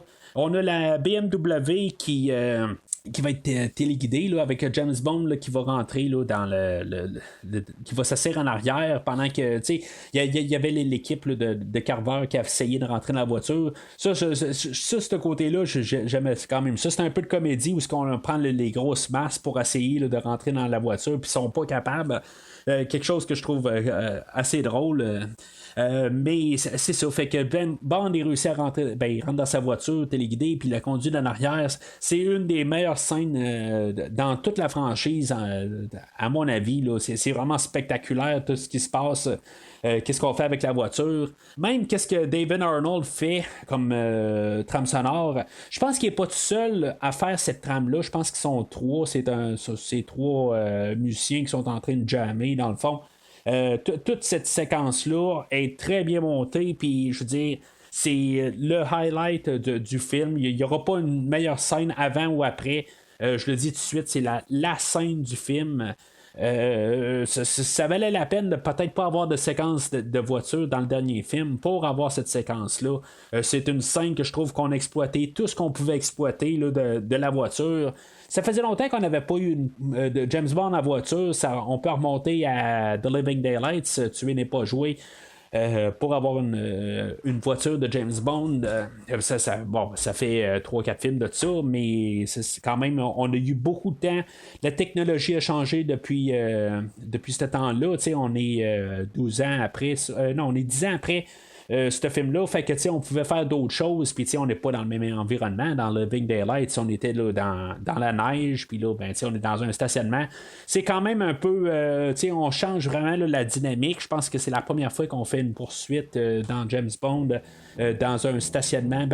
On l'avait fait, je pense, dans Les Diamants sont éternels, où on avait juste un stationnement là, commercial là, à l'extérieur, puis on faisait juste tourner en rond. Là. Mais je veux dire, ça n'a absolument rien à voir avec ça là, dans le film d'aujourd'hui. C'est vraiment spectaculaire.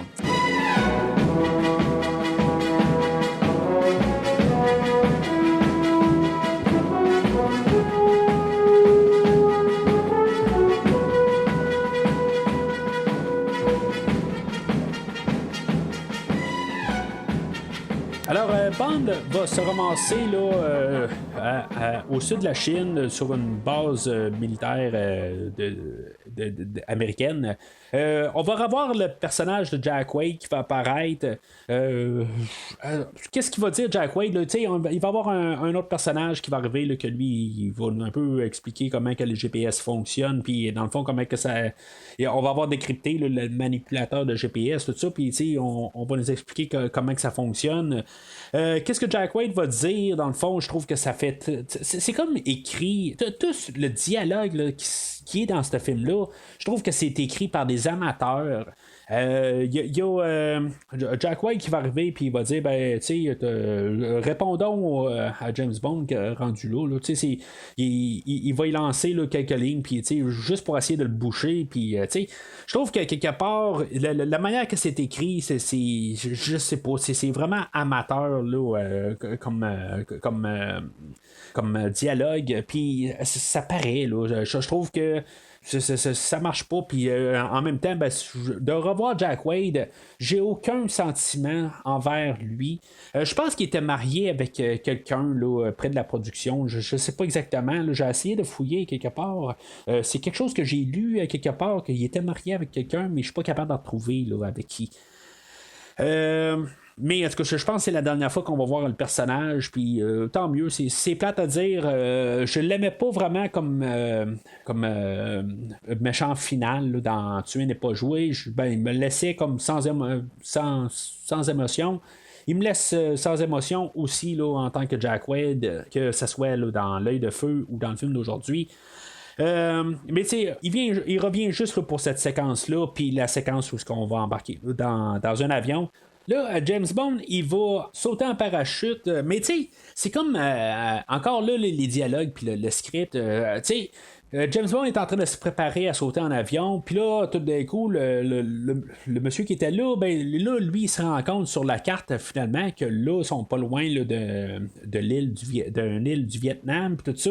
Mais tu sais, James Bond, il sait pas ça, quelque part. Puis tu sais, c'est comme depuis tantôt, il regarde la carte, puis là, ils viennent de se rendre compte de ça. Je comprends que c'est là pour rajouter un peu de suspense à quelque part, mais en bout de ligne, je pense qu'on est tous un peu perdus.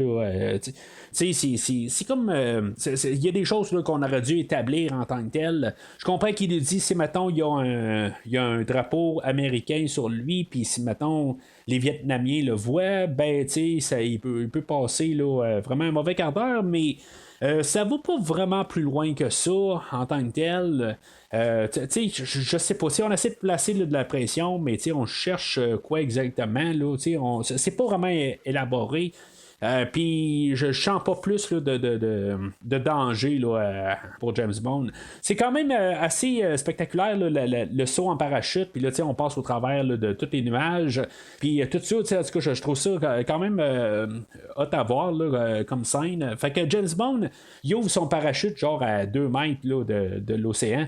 Je sais pas exactement c'est quoi ce genre de saut-là, normalement. Là, je pense qu'il y a une combinaison spéciale de ça. Puis la manière que c'est fait pour ça que justement là, il peut sauter, là, puis justement ouvrir son parachute à la dernière minute, ou à la dernière seconde plutôt, là, mais en tout cas, sinon, ben, James Bond, c'est un surhumain, là, quelque part, normalement, là, ça serait trop fort la pression, là, mais en tout cas. Fait que il va retrouver là, le USS Devonshire dans le fond là, de l'océan. Puis une fois qu'il est embarqué, là, ça fait vraiment encore rien que pour vos yeux, là, ce qu'on retrouve là, l'intérieur là, du Saint-Georges dans rien que pour vos yeux. Puis qui est avec Milena là, dans l'autre film. Puis là, ben, finalement, il va retrouver. Il y a Waylon qui va être là sur place en même temps.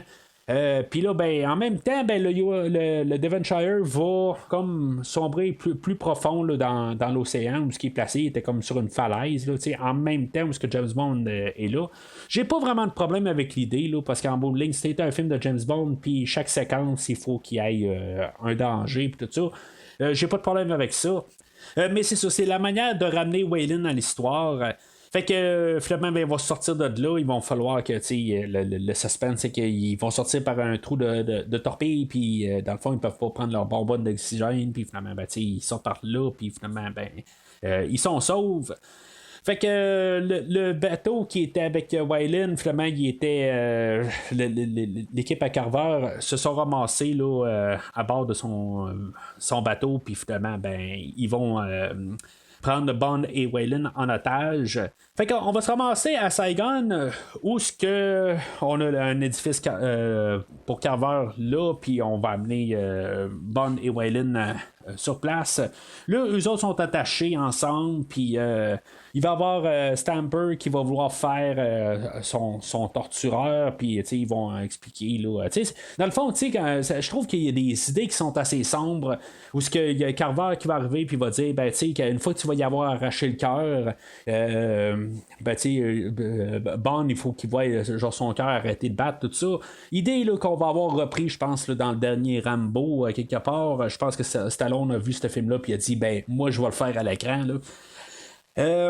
Fait qu'en tout cas, Bond va réussir à sortir de là avec Waylon. C'est quand même une bonne séquence d'action, dans le fond, où ils sont attachés ensemble. C'est trouver un peu là, des idées novateurs. À chaque fois que le film fait des idées qui sont propres au film, je trouve qu'il est très bon à faire ce qu'il fait. Là. La séquence là, dans le stationnement qu'on n'avait vraiment jamais vu dans un James Bond, spectaculaire. Waylon puis James Bond attachés ensemble, puis qu'il essaie de se sauver, dans le fond, de trouver tout le temps des manières là, de réussir à sortir des situations. Après ça, il embarque sur la moto. Ils sont toujours en train de changer de position, puis tout ça, je trouve ça très spectaculaire comme séquence. Je veux dire, j'ai rien à dire contre ça. Ce film-là, la plupart des séquences d'action, ils sont vraiment là, vraiment là, à la hauteur. Puis c'est ça, fait que Bond, c'est ça, il embarque sur une moto, puis là, finalement, ils sont poursuivis là, par un hélicoptère. Il y a l'hélicoptère, à quelque part, une fois, elle se plante dans la rue, puis dans le fond, c'est comme elle veut. Elle utilise ses hélices là, comme pour attaquer James Bond et Waylon. Là. À quelque part, là, je pense que tu peux prendre vraiment un hélicoptère puis faire ça. Je veux dire, s'il pogne un câble ou quelque chose de même, c'est fini. Là. C'est comme pas vraiment la meilleure affaire là, à faire. Là. C'est un hélicoptère. Mais c'est un film de James Bond. On va acheter l'idée. Fait que Bond et Wayland, finalement, ils vont s'arranger là, pour faire cracher l'hélicoptère. Wayland va partir de son bord par la suite, là, elle va réussir à se détacher de Bond. Elle aurait pu le faire avant, rendu là, c'était juste à son oreille. Elle aurait pu le faire une fois qu'elle était attachée sur la moto, elle aurait pu juste arriver puis se détacher. Là. Mais en tout cas, c'était juste spectaculaire à quelque part qu'il y ait juste les deux sur la moto. Il y a des fois, c'est juste quelqu'un, puis si on la regarde bien, là, vraiment au ralenti, on peut voir que des fois, c'est juste une personne avec un genre de mannequin sur lui, puis que il y a une manche bleu comme James Bond est habillé, puis son autre manche c'est une manche rouge dans le fond pour penser que c'est Wayland, mais c'est le même gars dans le fond là. La manière qu'il est fait, mais c'est quand même assez bien fait là. Il faut vraiment regarder très attentivement, mais c'est bien fait là. Puis c'est tout en caméra là. Il y a beaucoup d'affaires qui ont été quand même ajustées au numérique. On est quand même un peu là, dans la transition du numérique. Même GoldenEye avait fait quelques petits ajustements aussi. Puis là, on en fait un petit peu plus là, dans le film aujourd'hui. Puis ça va toujours être de plus en plus. Mais c'est quand même c'est correct. Là. Les séquences d'action, je veux dire, j'ai rien à dire. Tout ça, puis c'est juste des ajustements là, qu'on fait. C'est pas en bas à ce moment-là, c'est pas encore là, des séquences qu'on réalise là, à l'ordinateur. Là.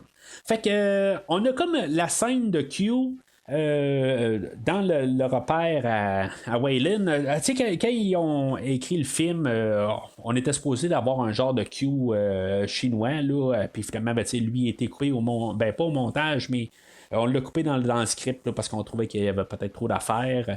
Puis finalement, on a juste gardé là, que Wayland avait son repère. Puis en bout de ligne, James Bond va jouer avec les gadgets, tout ça.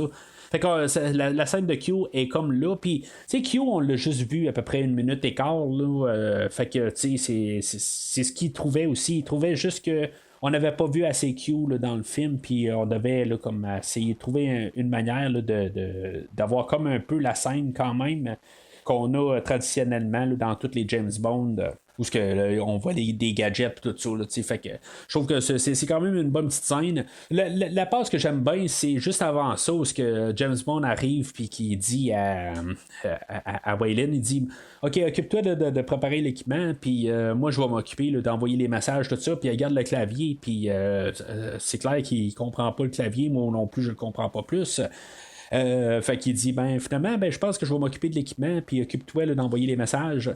Je veux dire, ça fait toujours sourire là, cette scène là, c'est une des rares fois où on essaie de placer un gag puis qui me fait sourire au moins. On avait eu toute la séquence d'action quand même avant où ce qu'on avait vu là, Wayland se battre contre c'était du bon que dans les films là, qu'elle jouait avant. Puis probablement après aussi, est habitué là, de se battre avec cette équipe-là. Puis, je veux dire, ça se voit, c'est quand même une bonne séquence d'action. Puis, il y a James Bond qui arrive juste à la fin. Ça montre que Wayland n'a pas besoin de James Bond. Bond arrive à la fin, mais moi je suis certain qu'à quelque part, elle aurait pu trouver quelque part là, pour pouvoir se défendre là, contre celui là, qui a un fusil là, puis qui est sur le point de la tirer. C'est juste que c'est un film à James Bond, puis il faut quand même que James Bond arrive pour la sauver, mais en bout de ligne, là, c'est clair qu'elle s'en fout de lui. Là. Elle n'a pas besoin de lui. C'est sûr que, d'un côté, elle se dit, c'est beau, il y a beaucoup à faire, puis, on travaille les deux dans la même équipe, fait qu'aussi bien est en équipe, mais en bout de ligne, là, elle n'a aucun intérêt. Il est en train de se préparer, puis là, il voit le nouveau Walter, puis là, tout ça, puis il essaie de garder Wayland, puis on essaye de nous vendre l'idée là, qu'il y a peut-être un peu de chimie entre les deux personnages, je ne veux pas dire les acteurs, les personnages, mais c'est clair qu'il n'y a rien. Là, elle s'en fout carrément. Là, elle n'est pas du tout là, dans le côté là, de vouloir une relation avec lui. Là, elle n'a rien à foutre de lui. Là. Mais ça ne va pas dire, par contre, que les acteurs vont bien ensemble, mais les personnages ne vont. Ils sont sur deux plateaux différents. Là. C'est plus ça là, que je voulais en venir là, avec ces deux personnages-là. Là. Fait que ils vont prendre Waylon, selon là, ce qu'elle a comme information, le bateau fantôme peut être juste à genre 4 places. Fait que ils vont investiguer de savoir les 4 places là, puis voir si maintenant ils peuvent trouver là, bateau fantôme là-dedans. On va avoir un visuel là, où est-ce qu'on a filmé là, l'homme au pistolet d'or, où est-ce qu'on voit toutes les petites c'est comme des îles là, en pointe. C'est vraiment où ce qu'on avait filmé l'homme au pistolet d'or. Puis dans le fond, je sais pas si on voit exactement l'île là, qu'on a utilisée là, pour l'île Scaramanga, mais c'est tout ce secteur-là. Ça reste quand même spectaculaire, sauf que on a déjà été là, dans un film de James Bond. Je sais pas, je sais pas si c'est une bonne idée. Moi, à chaque fois que j'en vois ça, je me dis ben là, c'était le générique de fin, on le voyait là, dans le film là, de L'Homme au pistolet d'or. Fait que c'est pas quelque chose qu'on est habitué dans un film de James Bond de revenir à un endroit où ce qu'on a déjà été, puis juste comme essayer de nous montrer waouh, c'est beau comme place, mais on l'a déjà vu. James Bond a tout le temps tendance à nous montrer des nouvelles places.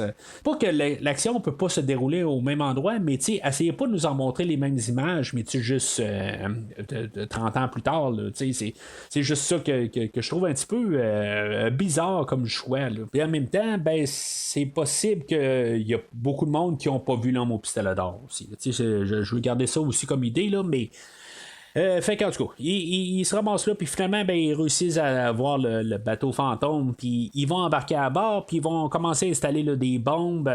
Puis là, c'est là un peu que je trouve que le film, là, ben, tu sais, il y a des hauts et des bas beaucoup, là, mais Waylon, qu'on voit qui est capable de se battre comme tout, puis je veux dire, elle n'a pas besoin de James Bond, puis là, finalement, elle tombe à être la fille en détresse. Quelque chose qui est vraiment cliché là, dans la franchise de James Bond.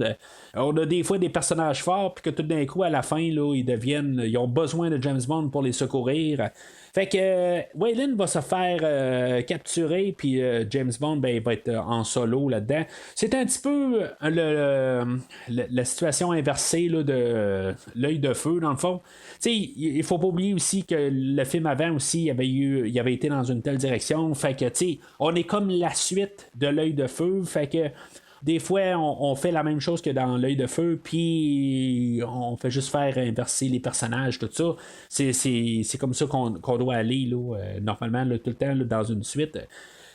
Fait que Bond va trouver là, le personnage de Gupta, puis il va le garder en otage pour comme échanger là, de Waylon pour qu'elle se fasse libérer. Mais le personnage là, de Carver en a rien à foutre à quelque part. Il dit bon ben moi je marchande pas du tout. Gupta t'as fait ta job, fait que il va il l'assassine sur place. Fait que Bond a plus d'otages, mais en même temps, ben, il y avait son plan B où il avait déjà installé des bombes à l'intérieur, puis il a commencé à faire sauter les bombes. Fait que le vaisseau fantôme commence à être vu. Pendant ce temps-là, ben, on a les gouvernements là, ou l'armée britannique puis l'armée chinoise, qu'eux autres se rendent compte de la situation, puis en bout de ligne, ben, il était sur le point là, de tomber en guerre, puis finalement, ben, ils apprennent chacun leur bord, puis en se disant que finalement, ben, il n'y aura pas de guerre, tout ça. Le plan à Carver commence à tomber carrément à l'eau, encore un jeu de mots que je fais, où on est sur l'eau, puis tout commence à tomber en morceaux. Fait que c'est quand même assez spectaculaire, mais ça fait penser un peu à la fin là, de L'espion qui m'aimait, où qu'on était là, dans le gros navire à la fin, où le navire il faisait comme englober là, d'autres navires, puis en tout cas c'était tout un gros set, puis c'est similaire à ça. Où que, dans le fond on a des passerelles, puis finalement on a un bassin d'eau dans le fond. On a Carver puis James Bond qui vont se battre, puis je veux dire, c'est pas un combat du tout là. À quelque part, Bond il prend le contrôle du combat assez rapidement. Carver va se faire tuer par la scie qu'on a vu un peu plus tôt. J'en ai pas vraiment parlé là. Dans le fond, la scie, le mécanisme là, c'est comme une genre de torpille ici, tout ça. C'est quand même quelque chose qui est quand même assez cool comme idée, là, où que la scie, elle rentrait là, comme une torpille sur le navire, le Devonshire, puis finalement, là, il pouvait la promener au travers du vaisseau pour carrément là, le faire couler, tout ça. Je sais pas si c'est un mécanisme qui pourrait exister. Là, je veux dire, en bout de ligne, on voit qu'il est quand même relié. Là, il y a un câble là, qui relie. Là. Aujourd'hui, on pourrait techniquement avoir ça là, par contrôle automatisé, puis il n'y a pas besoin là, d'être contrôlé. Mais en même temps, je pense qu'il doit avoir pas mal de courant aussi pour faire tourner là, toutes ces scies-là. Mais je trouve ça quand même assez brutal là, de tuer Carver avec toutes ces scies-là. C'est quelque chose que je verrais plus là, peut-être là, dans l'ère de Daniel Craig, là, mais en tout cas, c'est quand même brutal là, pour se débarrasser là, de Carver. Même si on le voit pas, là, peut-être que Carver est pas mort, là, mais en tout cas, je suis pas mal sûr qu'il n'a pas survécu à ça, là, même si on y voit pas le corps. Je pense que ça doit pas être très beau, qu'est-ce qui reste, là, s'il reste quelque chose de lui. Ce qui est quand même ironique, c'est que M, à la fin, elle va comme inventer une histoire pour Carver, pour dire que dans le fond, là, il est juste tombé de son bateau puis qu'il est mort là. Tu sais, c'est comme un peu. C'est pas correct pour Carver d'inventer des histoires, mais M, elle peut inventer des histoires. Là, tu sais. En tout cas, je comprends là, que c'est pas nécessairement mal, là, mais tu sais, c'est pas quelque chose je sais pas. Ça marche d'un bord, mais ça marche pas de l'autre. Là, c'est plus un peu cette idée-là. Pourquoi pas avoir justement sorti la vérité quelque part, que justement c'était un terroriste. Fait qu'on continue quand même avec les Anglais qui continuent quand même à détruire le vaisseau fantôme parce que les Chinois là, se sont retirés là, de la guerre en bout de ligne parce que ils sont rendus en eau internationale puis finalement ben, les Chinois n'ont pas besoin de rester là. Fait que Waylon qui s'était dépris puis que finalement elle était bonne puis là on avait toutes les fusillades à l'intérieur puis tout ça puis c'est vraiment c'est toutes les fusillades tout ça tu sais j'ai rien à dire contre l'action tout ça. Mais encore, Waylon, elle va être prise en otage encore une fois par Stamper. Stamper va la tirer dans l'eau, dans le fond, elle va être attachée, tout ça, puis là, ben, elle va manquer se noyer. Puis, tu sais, en bout de ligne, je sais pas, là, à quelque part, je me dis, encore une fois, elle se fait prendre en otage.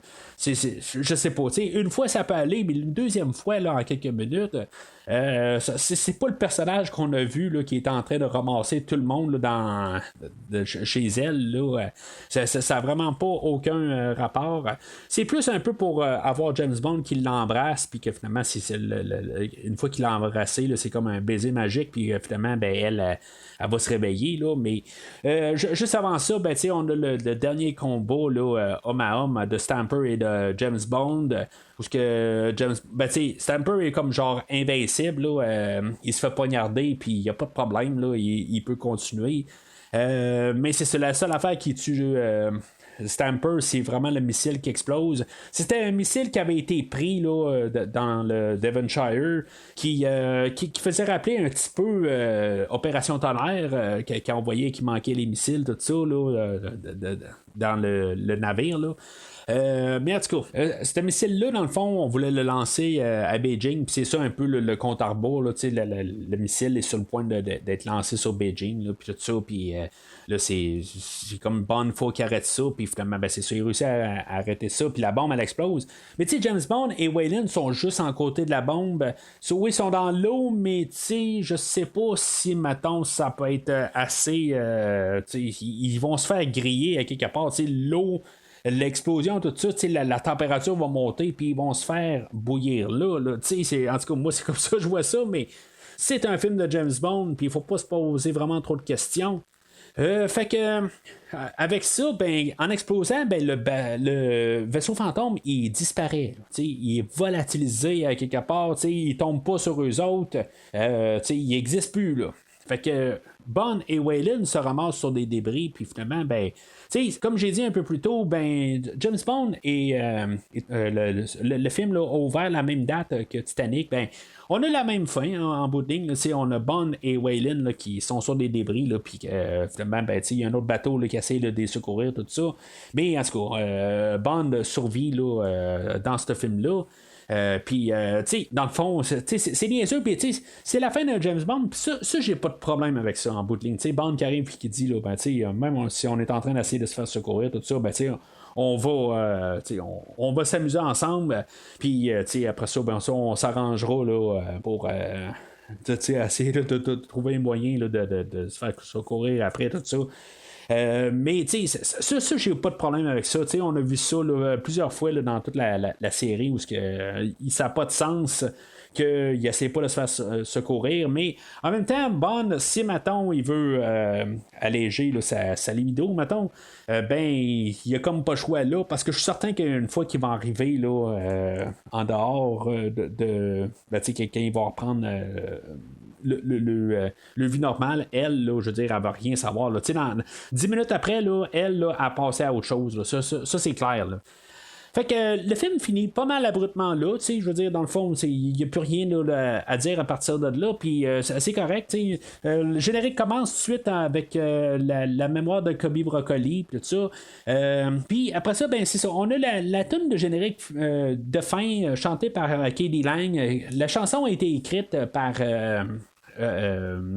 David Arnold. Les paroles ont été écrites par Don Black, qui a, je pense que la première fois qu'il avait écrit, c'était Thunderball. En tout cas, je suis pas trop sûr, là, je ne mettrai pas ma main dans le feu, là, je suis pas certain. Mais ça fait longtemps là, qu'il travaillait, qu'il écrit les paroles là, pour James Bond. Honnêtement, ça aurait dû être la tune principale. Cette tune-là, je l'aime bien. Elle sonne James Bond. Il y a quelque chose, je veux dire, j'adhère. Je l'aime beaucoup, cette chanson-là. Elle est dans le même style que la chanson de Sheryl Crow, mais à quelque part, juste parce que Sheryl Crow était plus populaire, c'est ça qu'on a mis comme tune principale. Mais la chanson Surrender à la fin, c'est vraiment, je la trouve vraiment bonne. Là. C'est une de mes meilleures chansons, je pense, là, dans toute la franchise. En tout cas, c'est pas dans mon top 5, mais mettons, là, elle est dans le bon top 10, mettons. Je veux dire, je la trouve très solide. Puis malheureusement, on l'a à la fin. Moi, dans ma tête à moi, on aurait dû inverser ça. Là.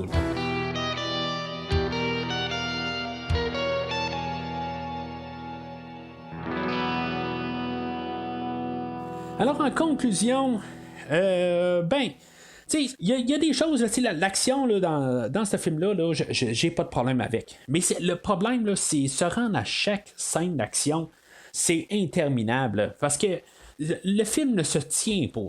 Oui, c'est un film de James Bond, normalement, il faut pas trop se poser de questions, mais à quelque part, il faut avoir du plaisir, puis il n'y en a pas de plaisir. Honnêtement, là, regarde, c'est sûr, je le dis tout de suite, je donne un rouge à ce film-là, puis c'est un là, de mes 5 films, je pense, là, les pires dans la série, dans toute la franchise. C'est certainement pas le dernier en bas, c'est pas là, Les Diamants sont éternels, c'est pas Jamais plus jamais, mais c'est clairement là, le film, là, je peux pas l'endosser. Dans les côtés positifs, on a Wayland, on a l'action, on a Pierce Brosnan, que lui, il est, je veux dire, il est impeccable comme James Bond. Mais qu'est-ce qu'il y a à dire, tout ça, le dialogue de tout le monde, je les trouve ridicules. C'est pas juste James Bond, c'est vraiment tout le monde, qu'est-ce qu'ils ont à dire. Puis c'est tous les petits moments aussi. Il y a le moment où Pierce là, il prend le contrôle de Q là, dans le stationnement, là, où je trouve ça carrément là, ridicule. Je me sens gêné d'écouter le film en voyant une scène de même. C'est au début du film où on a James Bond là, qui est en train là, d'essayer de sortir là, dans l'introduction. il est en train d'essayer de sortir là, de la situation, puis de prendre le jet, puis de se sauver. On a le personnage de Robinson, je pense qu'il s'appelle, que là, il est là en train de dire oh, James, j'espère que tu vas te sauver de là, tout ça. Tu sais, c'est comme. C'est amateur comme film. Toutes des petites affaires de même qui rend que le film n'est pas un film de prestige, là, en guillemets, là, de James Bond. On a un film amateur.